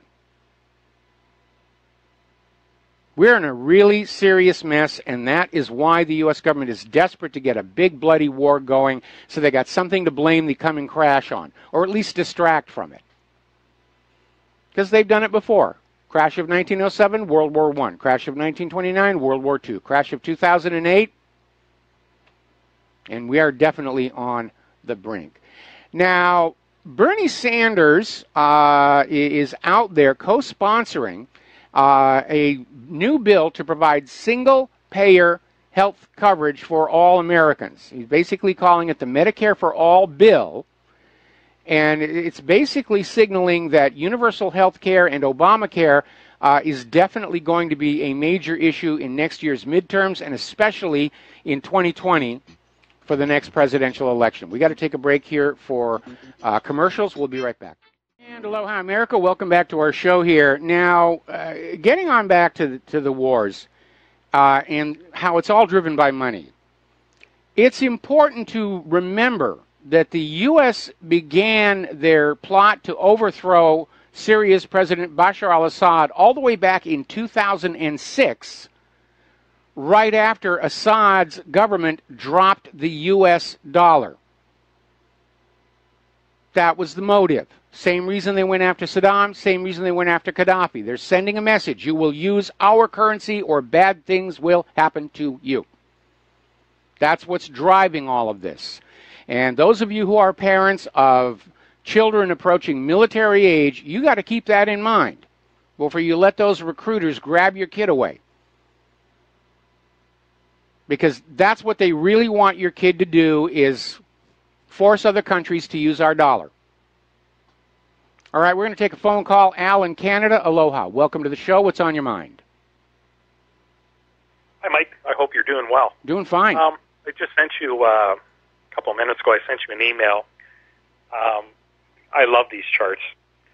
It compares the U.S. to Canada in terms of house prices and household debt, and it's actually shocking. I mean, up here in Canada, the newspapers and whatnot are saying, hey, you know, everything's going great. You know, the economy is booming.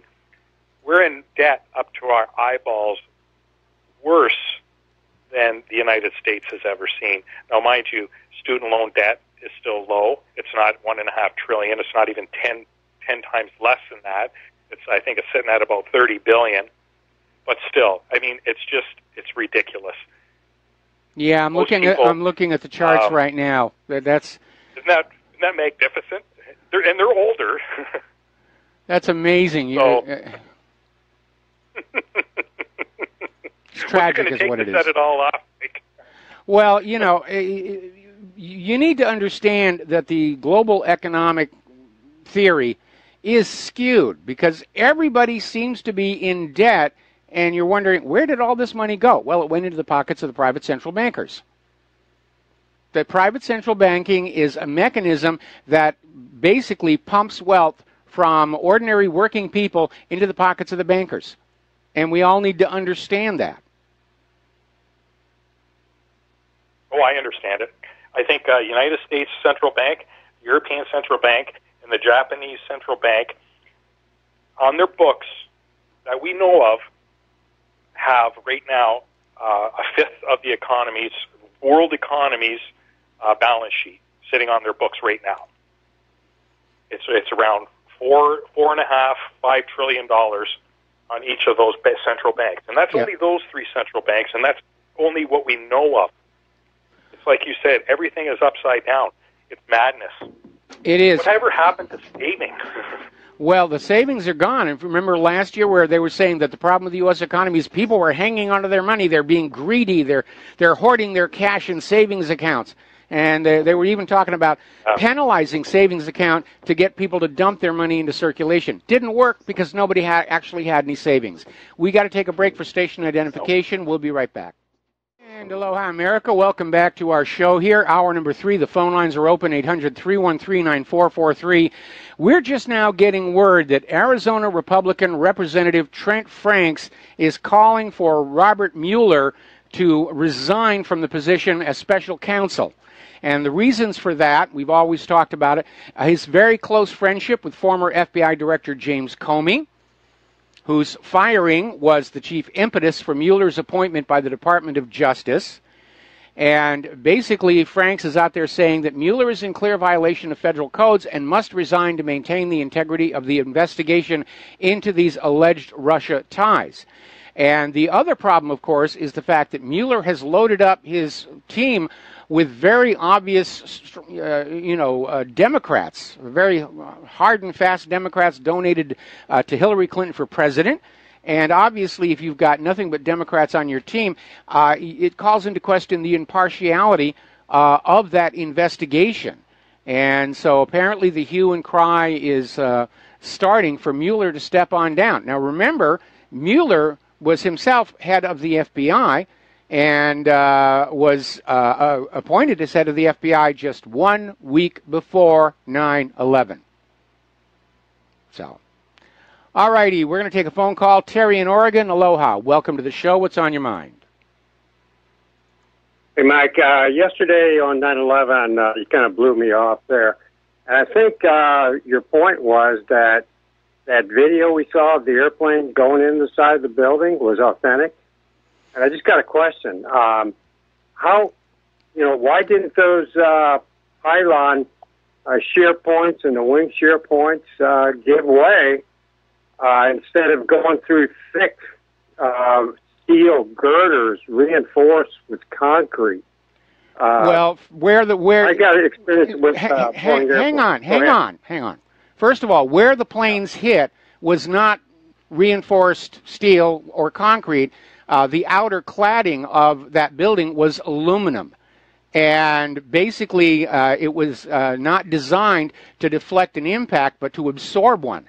That was how the buildings were designed to survive the impact of a loaded passenger jet, specifically a 707, was that they would allow the plane to slide in rather than try and have the entire building deflect that impact. And if you think about it, that's the same kind of thinking that you have underlying earthquake-proof buildings, where they don't make the building rigid to withstand an earthquake, but they make it flexible so that it will yield to the force rather than having breakage. Okay? Yeah, so, I saw a thing where a guy demonstrated that with a screen. He put pencil in it, and he said it was designed like that. So that gives some kind of credibility to what you're saying. But, when the smoke all cleared, the dust cleared, you could see columns going vertically, in the outline of an airplane going in there. Are those columns part of the aluminum? There are some steel supports in there. In fact, that's one of the reasons why the building was in serious trouble over and above the EPA-mandated renovation, because it was becoming subject to galvanic corrosion because of the salt air coming in off the Atlantic, where you had these two metals, aluminum and steel, in contact, and you add the salt air, and it actually generates a very small electric current. But over time, that current literally starts to eat away at the metal. Okay, so you saw that outline of the airplane going through I thought was a steel structure, but you're saying it's aluminum. You think that's authentic, right? Yeah, I think that's authentic. I mean, and again, you had all those people on the street who saw the plane hit. You had the Naudet brothers catching that first impact on video. You had all those firefighters out there shouting profanities when they saw what was going on. This idea that there were no planes at the World Trade Towers is just put out there to try and make the truth movement look very, very silly. So thank you very much for the phone call. We're going to let you go. And getting on back to the real news here. The European Union apparently is expecting that the Brexit talks are going to break down and that there will be no agreement for Great Britain to leave the European Union. Of course, the European Union doesn't want them to leave because together with Germany, Great Britain has basically been the main economic support for the rest of the European Union, and Germany cannot sustain that all by themselves. So apparently Brussels is making contingency plans for what to do in case the Brexit talks collapse without agreement. Personally, I think Great Britain ought to just do a hard Brexit. Just pull the plug and say, we are out of here. Because already we're seeing all these political machinations of people who want to sabotage Brexit. To heck with the will of the people. You know, we're building a new world order, and we can't have bits and pieces breaking off. That's what happened to Rome when the outlying provinces began to break away, like Britain. We're going to do a shout-out now to our on-air affiliates just now rejoining the show. Apparently, over in Germany, Angela Merkel, as she heads into the new round of elections, she's starting to reverse her stance on migrants. And everybody is seeing it as an obvious flip-flop, as the chancellorship is now at stake. She understands, the German voters understand, the Bundestag understand. She doesn't really have a lock on the chancellorship. Now, again, the way it works in Germany, the people don't vote for the chancellor. The chancellor is elected by the German parliament. But if enough of those chairs change, then she could be out. So now all of a sudden, as she's going around Germany and she's being pelted with tomatoes and all the rest of that, she's starting to come on back and say, well, maybe, you know, this wasn't such a good idea. Typical politician there. Now, apparently, over 1 million Catalans mark National Day by having a pro-independence march in Barcelona. The regional independence referendum is just a few weeks away. And 1 million Catalans staged a massive rally in Barcelona to support the independence vote from Madrid. And so apparently the movement for independence there is very, very, very strong. And I remember years ago when I was still working in film work, I had a very good friend who was from Catalan. And even back then, they were talking about, you know, freedom, breaking away from Spain. Catalan is a very productive area, and they feel that they carry unjustly a lot of the economic burden for all of Spain, which obviously is why Spain does not want them to go. Now, getting into the world of political correctness, Duke University is now seeking applicants for its Men's Project. This is going to be a 9-week program that helps men examine how their masculinity exists, often in toxic ways. It sounds like brainwashing to me, you know, because if you're a man, you're going to be masculine. That's just nature. And apparently this program is now in its 2nd year, and it meets every week at the university's Women's Center. And they're being taught how to resist patriarchal oppression.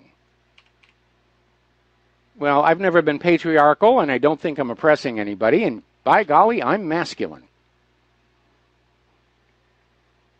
Here's a very weird story, and it's drawing a lot of criticism. Over on UC Berkeley, there's one of the campus police officers, and basically this guy went after a hot dog vendor who apparently didn't have a permit to be selling on the campus. And the police officer literally seized money from the man's wallet.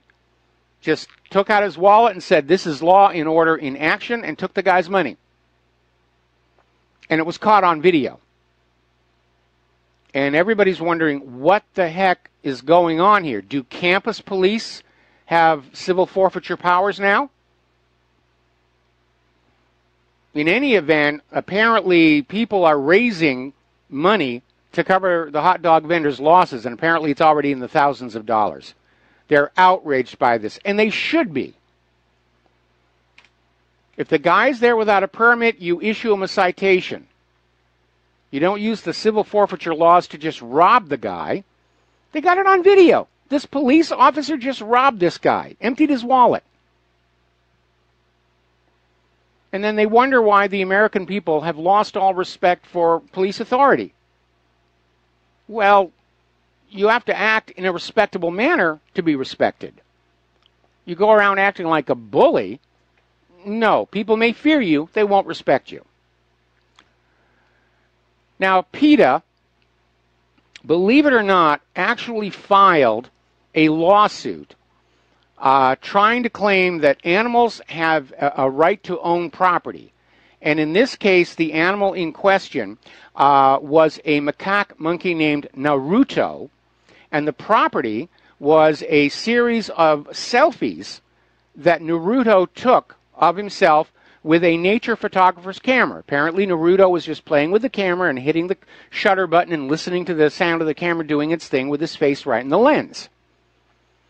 And so PETA wanted to basically sue to say those images, the intellectual property rights, belong to the monkey, not the photographer. Well, PETA has officially dropped the case. And so for a while, we can rest assured that the threat of animals becoming our overlords has dissipated. Sometimes PETA really discredits itself with some of the weird things they get on out and do. Now, we have been talking about America's opioid crisis, and they're now out there saying that it could kill nearly 500,000 people over the next decade. And we're not talking about the stuff that's out there on the street. We're talking about the overprescription of opioids by doctors sold by pharmacies. And they're finding out that there's a correlation between the use of these pain medications and opioid prescription rates with the declining labor force of prime age males. Apparently these guys are getting hooked on the opiates, they go on disability, they're not available for the labor force anymore. It's a huge, huge problem. But these are legal opioids, and the pharmaceutical companies are making all kinds of money about that. Now, here's a story that came on out. There's a company, Insys Therapeutics, and it is being sued in federal court. And the indictment was presented by Senator Claire McCaskill, who's a Missouri Democrat, and they have a congressional investigation going on. And basically, Insys apparently engaged in serious misconduct with their sublingual, meaning under the tongue, sprayable form of fentanyl, a drug called Subsys. Now, fentanyl is one of the strongest and most deadly opioid drugs on the market. And Subsys has only been approved for patients suffering with what the FDA calls breakthrough cancer pain. In other words, Subsys is only approved for cancer patients who are in the terminal stage and suffering tremendous, tremendous pain. Now, one of Insys's crimes they are accused of is that they were allegedly creating fake cancer patients so that they would make it look like the demand for Subsys was much higher than it actually was. And further, an employee of Subsys was caught misleading an insurance company to try and get a prescription for the potentially deadly drug for a patient who did not actually have cancer. And another part of the pharmaceutical company's ruse reportedly included having employees pretend to be staff from doctors' offices in order to trick insurance companies into approving their drugs. And according to McCaskill's report, Insys went so far as to block their outgoing phone numbers so calls couldn't be traced back to the company. If an insurer needed a phone number for a return call, company employees reportedly provided an 800 number managed by another Insys representative instead of contact information for the prescribing physician. Now, if that does not look like a deliberate plot, what will? Now, something you need to understand about all the recommendations you get from the medical industrial complex. Usually it's about pushing a product, or you're getting a warning about something that's coming from somebody who is trying to get a competing product out there in the market. And very often the information really is nonsense. I remember years ago when I still worked in advertising, I was stunned by these commercials that were on TV from a very prominent candy company saying that nutritionists had determined eating one of their candy bars was good nutrition for lunch. Because all the parts were there for a really good... That didn't last very long. So, story coming out of government slaves, the 8 worst pieces of advice medical doctors will give their patients. And the first one out here is most health problems are hereditary, and all we can do is manage them with medications. And it's a big whopping lie. There was a study that came out a week ago saying that at least 40% of all cancers are caused by environmental problems, toxic chemicals, radiation. And most health problems develop after childbirth and are a result of consuming processed chemical-laden foods and laboratory-made medicine. Of course, the next big lie, and we even heard it on the phone call, get the flu shot. And it's just all about the money. The vaccine industry has already paid out over $3 billion in settlement money to vaccine-injured families, and the majority of that money is for the flu shot. And there is little evidence that getting the flu shot will head off the flu, and a lot of evidence that getting the flu shot will give you the flu. And it's a roll of the dice anyway, because in order to get the flu vaccine ready to launch ahead of flu season, they have to start almost a year ahead in concocting it, and they sort of have to guess what strain of flu is going to be making the rounds by then. And in a couple of years, they've missed it completely. And you're out there with a flu vaccine that is completely ineffective against the flu that's actually out there in the real world. And they'll still tell you, get the shot. Couldn't wait, get the shot. We've all heard that all high cholesterol is bad. Apparently, no. It's just another device to sell you medications that have side effects. And this is another one. Chemotherapy is your best chance at beating cancer. And what's really interesting, there's a couple of statistics you need to be aware of. First of all, 25% of all cancers will spontaneously remit. They'll heal themselves. But the attitude is we don't know which 25% are going to cure themselves, so we'll just juice everybody up. Yet a survey of medical personnel, doctors and oncologists, 75% of them would not accept chemotherapy because it's ineffective and it's devastating, debilitating effects on the human body. My mother died from cancer she got from smoking, and I take that statement back. She got cancer from the smoking. I don't know that she died from it. I'm still not convinced. I mean, they hit her with the double whammy, heavy chemotherapy and radiation therapy, and she just withered away. And to this day, I have not settled in my own mind. Did she actually die of that cancer? Or did, in point of fact, the chemotherapy and the radiation kill her? That was a terrible, terrible thing to have to watch here. Another big whopper from the medical establishment. There's no need to test your blood for heavy metal toxins. Those aren't the toxins you're looking for. Move along. You probably heard the one about taking aspirin daily to prevent heart attacks. Apparently, that's really not good advice because apparently taking aspirin every single day causes thousands of deaths every year from internal bleeding. Another whopper the medical industry will tell you is avoid organic food, or it's really all the same quality as conventional food. You don't need to pay those high prices. But again, the fewer chemicals, pesticides, heavy metal toxins you consume, the healthier you're going to be. But again, if you're healthy, then you are not a profit center for that medical industrial complex. We're going to take a break for some commercials here, back with more bad medical advice you've probably heard from your doctor after these few words.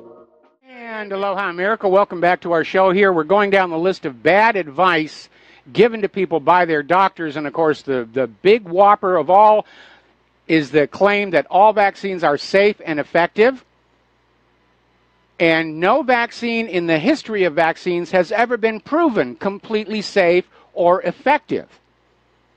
To the contrary, many contain known carcinogens, heavy metal toxins. They contain adjuvants like peanut oil, which I think is pretty much the explanation for this epidemic of peanut anaphylaxis across our society. And nobody has addressed the issue of the nagalase that is showing up in certain vaccines. There is no legitimate reason for that to be there. And once it gets into your body, it destroys your body's ability to fight off cancer. Have we really reached the cynical state where our doctors are actually causing diseases to maximize their profits? Now then, as you know, we've talked a little bit about the so-called Church of Scientology.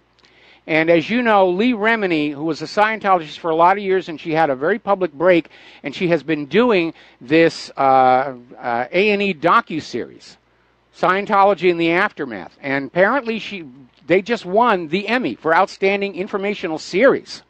So way to go, Lee. And yes, that is a show that we capture on the DVR and watch. Those are scary people. The fanatics here. All right, let's get on back to computers and computer issues.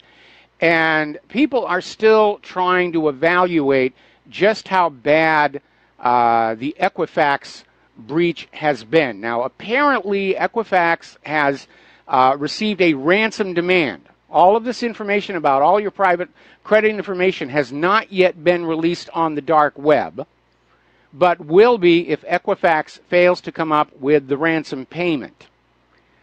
And it is getting to be a problem just how regularly this is happening.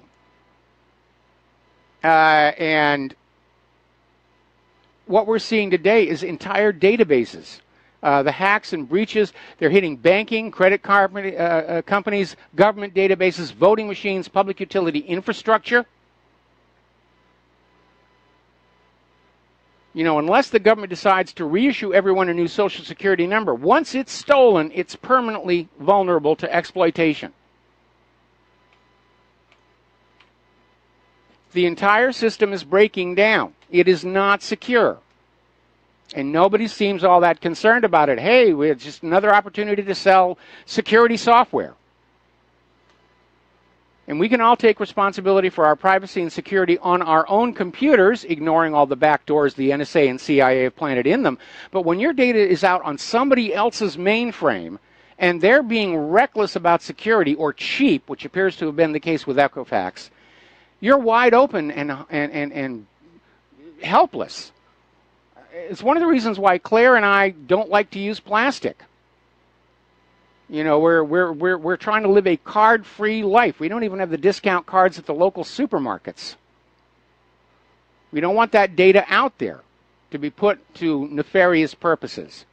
Now, as you know, there's already a class action lawsuit against Equifax, but apparently Chatbot has added a new feature to allow you to sue Equifax in small claims court. Now, the maximum that you can sue in small claims court varies from state to state. Rhode Island, it's $2,500. Kentucky, $25,000. I'm sorry, Kentucky is $2,500.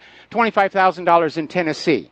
So if you're in one of those states where you've got a high limit like $25,000, this chatbot is going to allow you to sue Equifax in small claims court, and you don't need a lawyer.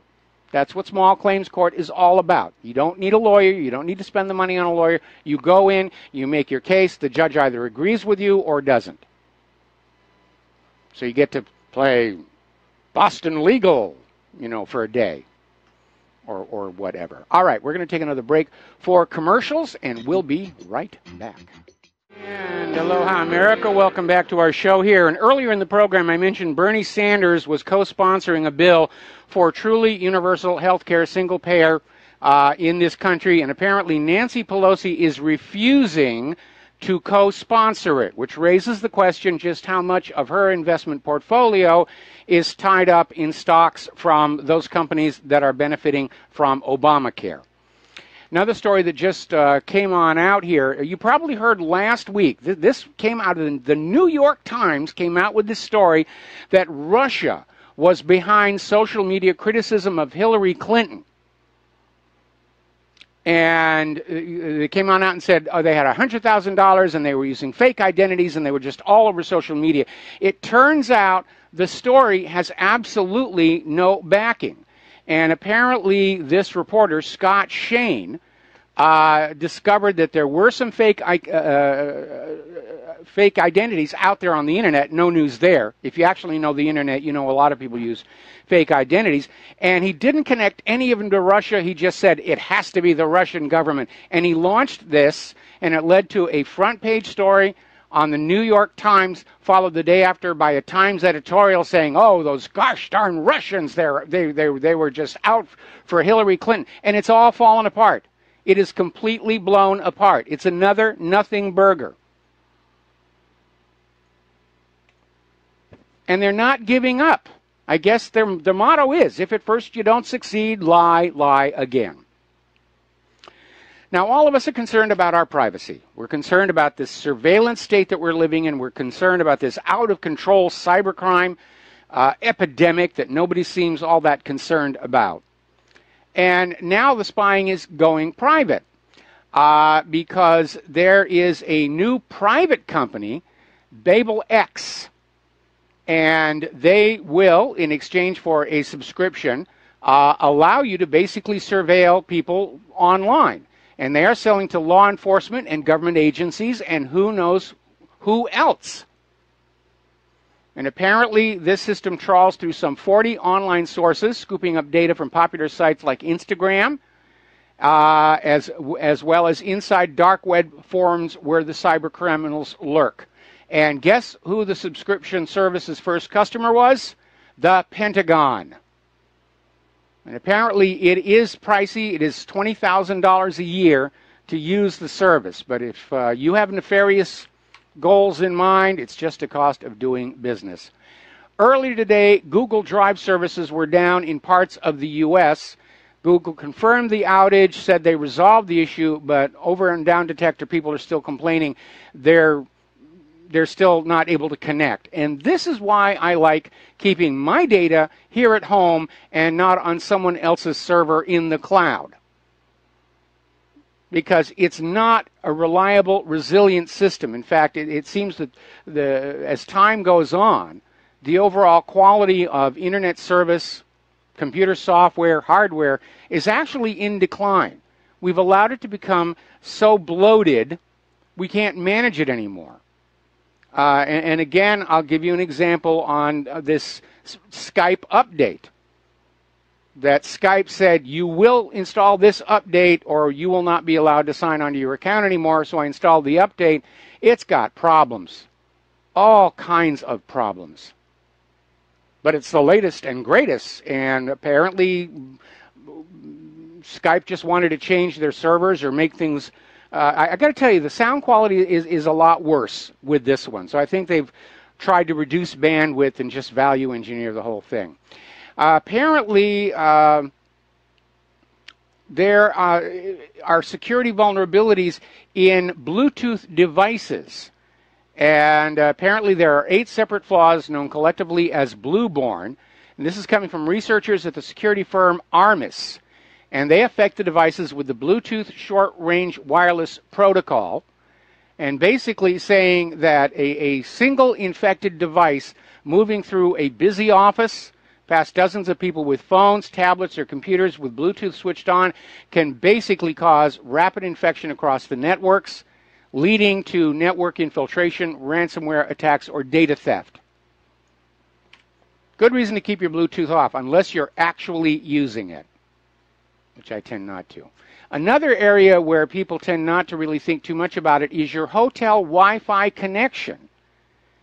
And basically, what cybercriminals are doing is they're setting up, they'll go into a hotel room and they'll set up their own Wi-Fi hotpoint that is disguised to look like it's a hotel Wi-Fi. And people will be in the adjoining rooms and they'll flip open their Wi-Fi device and they'll see what looks like the hotel's Wi-Fi. And they tap into it and they're wide open to the hackers. Now, the way I deal with that is I have a specific machine set aside for when I travel.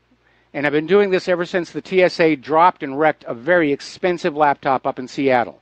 I have this little tiny XP netbook. It's kind of cute. And the only thing that's on there is Outlook email and a web browser. And there's nothing else on there. No passwords, no codes, no nothing. That's just basically it. And that's what I travel with. So, you know, they can't get anything off of it. And I know not everybody is able to have multiple machines. But if you're getting a new laptop or a new tablet, you might think about keeping that old one and just emptying it out, stripping it down, and saying, that's my travel machine. When I'm out of my secure local area network, that is the machine I'm going to use. I mean, I'd love to travel with a more powerful machine. But this is safe. This is safe.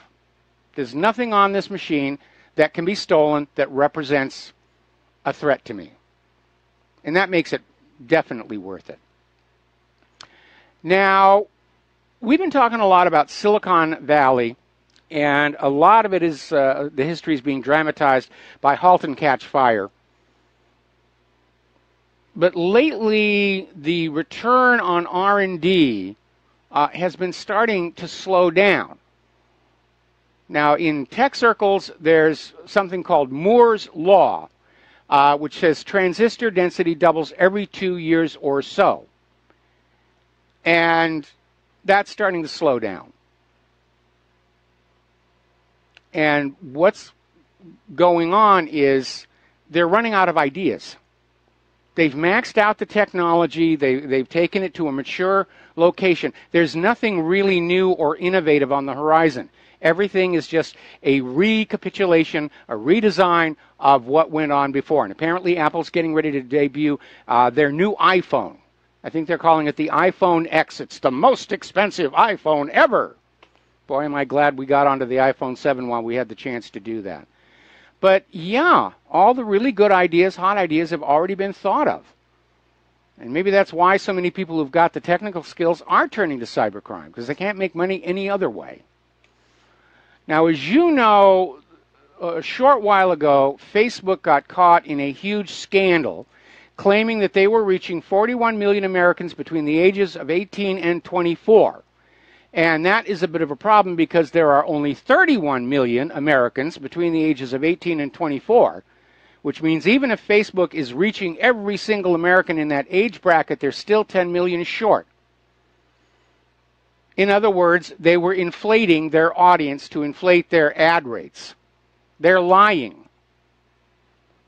And yet they're continuing to be the self-proclaimed arbiter of what is fake news and not fake news.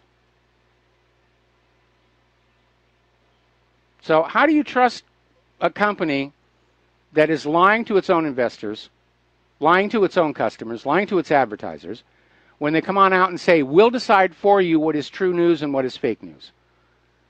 And the answer is you can't, really. And I'm finding myself in agreement with some of these other people who are saying it's time to use the antitrust laws to break some of these companies up. Facebook, Google, YouTube, and create a little competition out there. Because competition is always good for the ordinary people. That's why we had the antitrust laws back at a time when the whole point of the economy and the nation was to serve the American people. See, when you have competition, the companies have to work harder to please you and keep their prices down. When you get a system where a particular area of activity is being monopolized, then they can charge whatever they want for it. They can have shoddy services, shoddy technology, and of course the top executives are raking in the dough like crazy. And that's good for them, but not so good for those of us out here. The first thing we got to do is we have to repeal that civil litigation indemnification that computers were given all the way back in the 1970s when they were just starting out. And they were a brand new fledgling industry, and everybody saw the potential that was going to be out there. And they said, we got to have protection against, product liability. Or we could die before we really get going. And back then it made sense. But now computers and software are a multi-billion-dollar industry, and that indemnification for product liability is still on the books. And that is what has led to extreme carelessness in software, because these companies know you can't sue them. When you read that end-user license agreement, and yes, at some point you probably ought to wade through all that verbiage,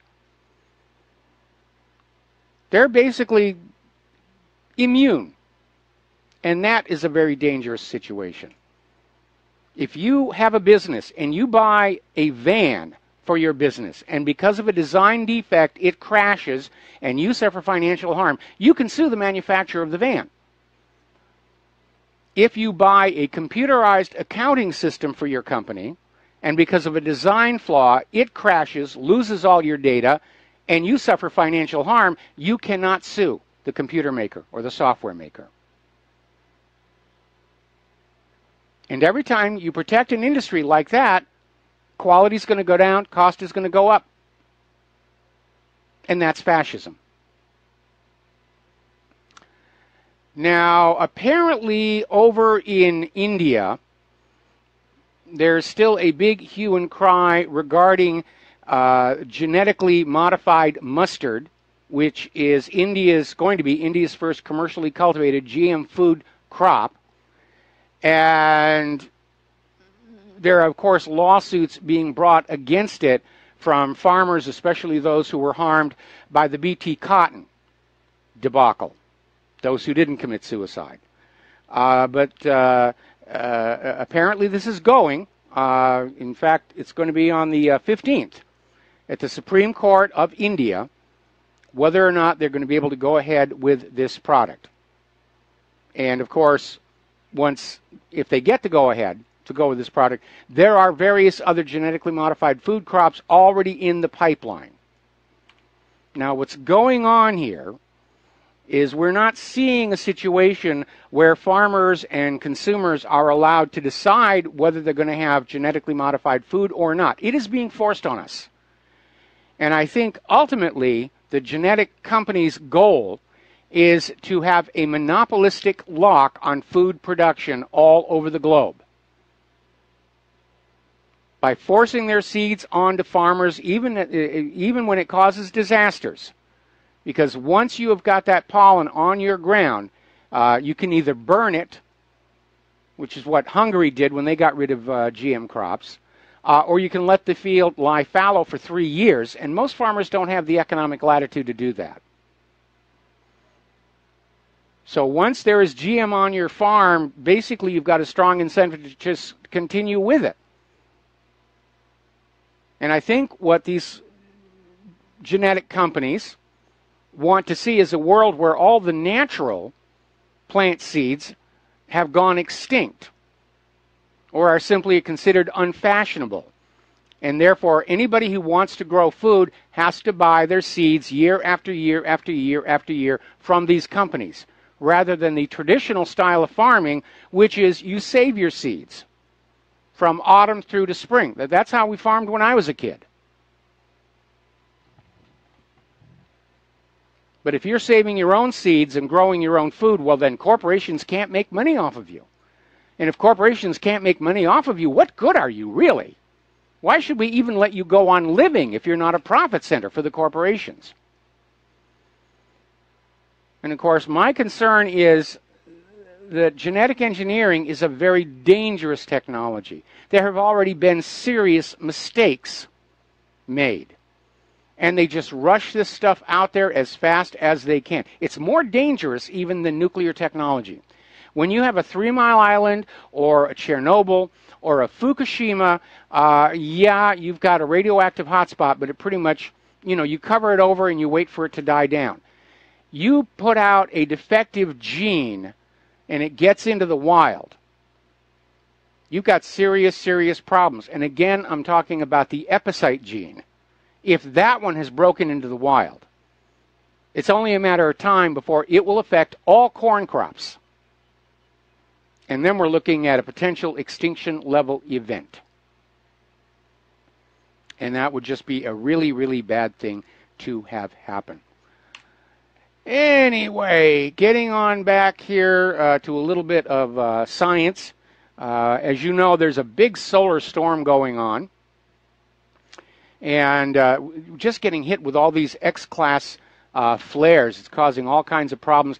They're even starting to warn pregnant women about flying on passenger jetliners, because during these flares, you're actually exposed to more radiation at that 30,000-foot flight altitude. Most times they don't mention it, but you are a little more exposed to the radiation coming from space up there at 30,000 feet. In this case, it's much more intense because of the disruption of Earth's magnetic field, which normally sends most of that radiation to the polar regions where they appear as the aurora. So, boy, what a September. Look at all the disasters we're getting. Major earthquake off of Mexico, major storms in the Atlantic, major fires on the West Coast. Wow. And now we have all the solar flares. All we need right now is a giant asteroid to hit, just to round it all out. Houston's dealing with huge numbers of mosquitoes, and they're still trying to track down and clean up all the mess that washed out of the toxic dump sites by the floodwaters of Harvey. We're going to take a quick break for commercials, back with the last segment of our program after these few words. And aloha, America. Welcome back to the show here. And one of our members just posted this article from Natural News over at What Really Happened. And it's depicting a typical case with the vaccines. Apparently there was this 68-year-old British grandmother named Eleanor Carruthers, and she died from the swine flu after getting the swine flu vaccine.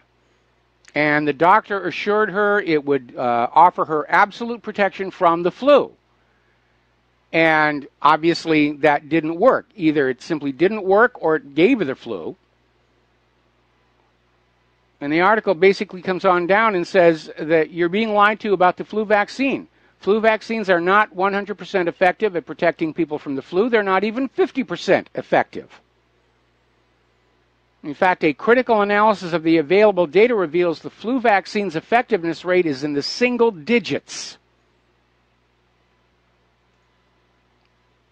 So, apparently, flu shot, they're back to this Guillain-Barré syndrome starting to show up again. They just don't care. It's not about health.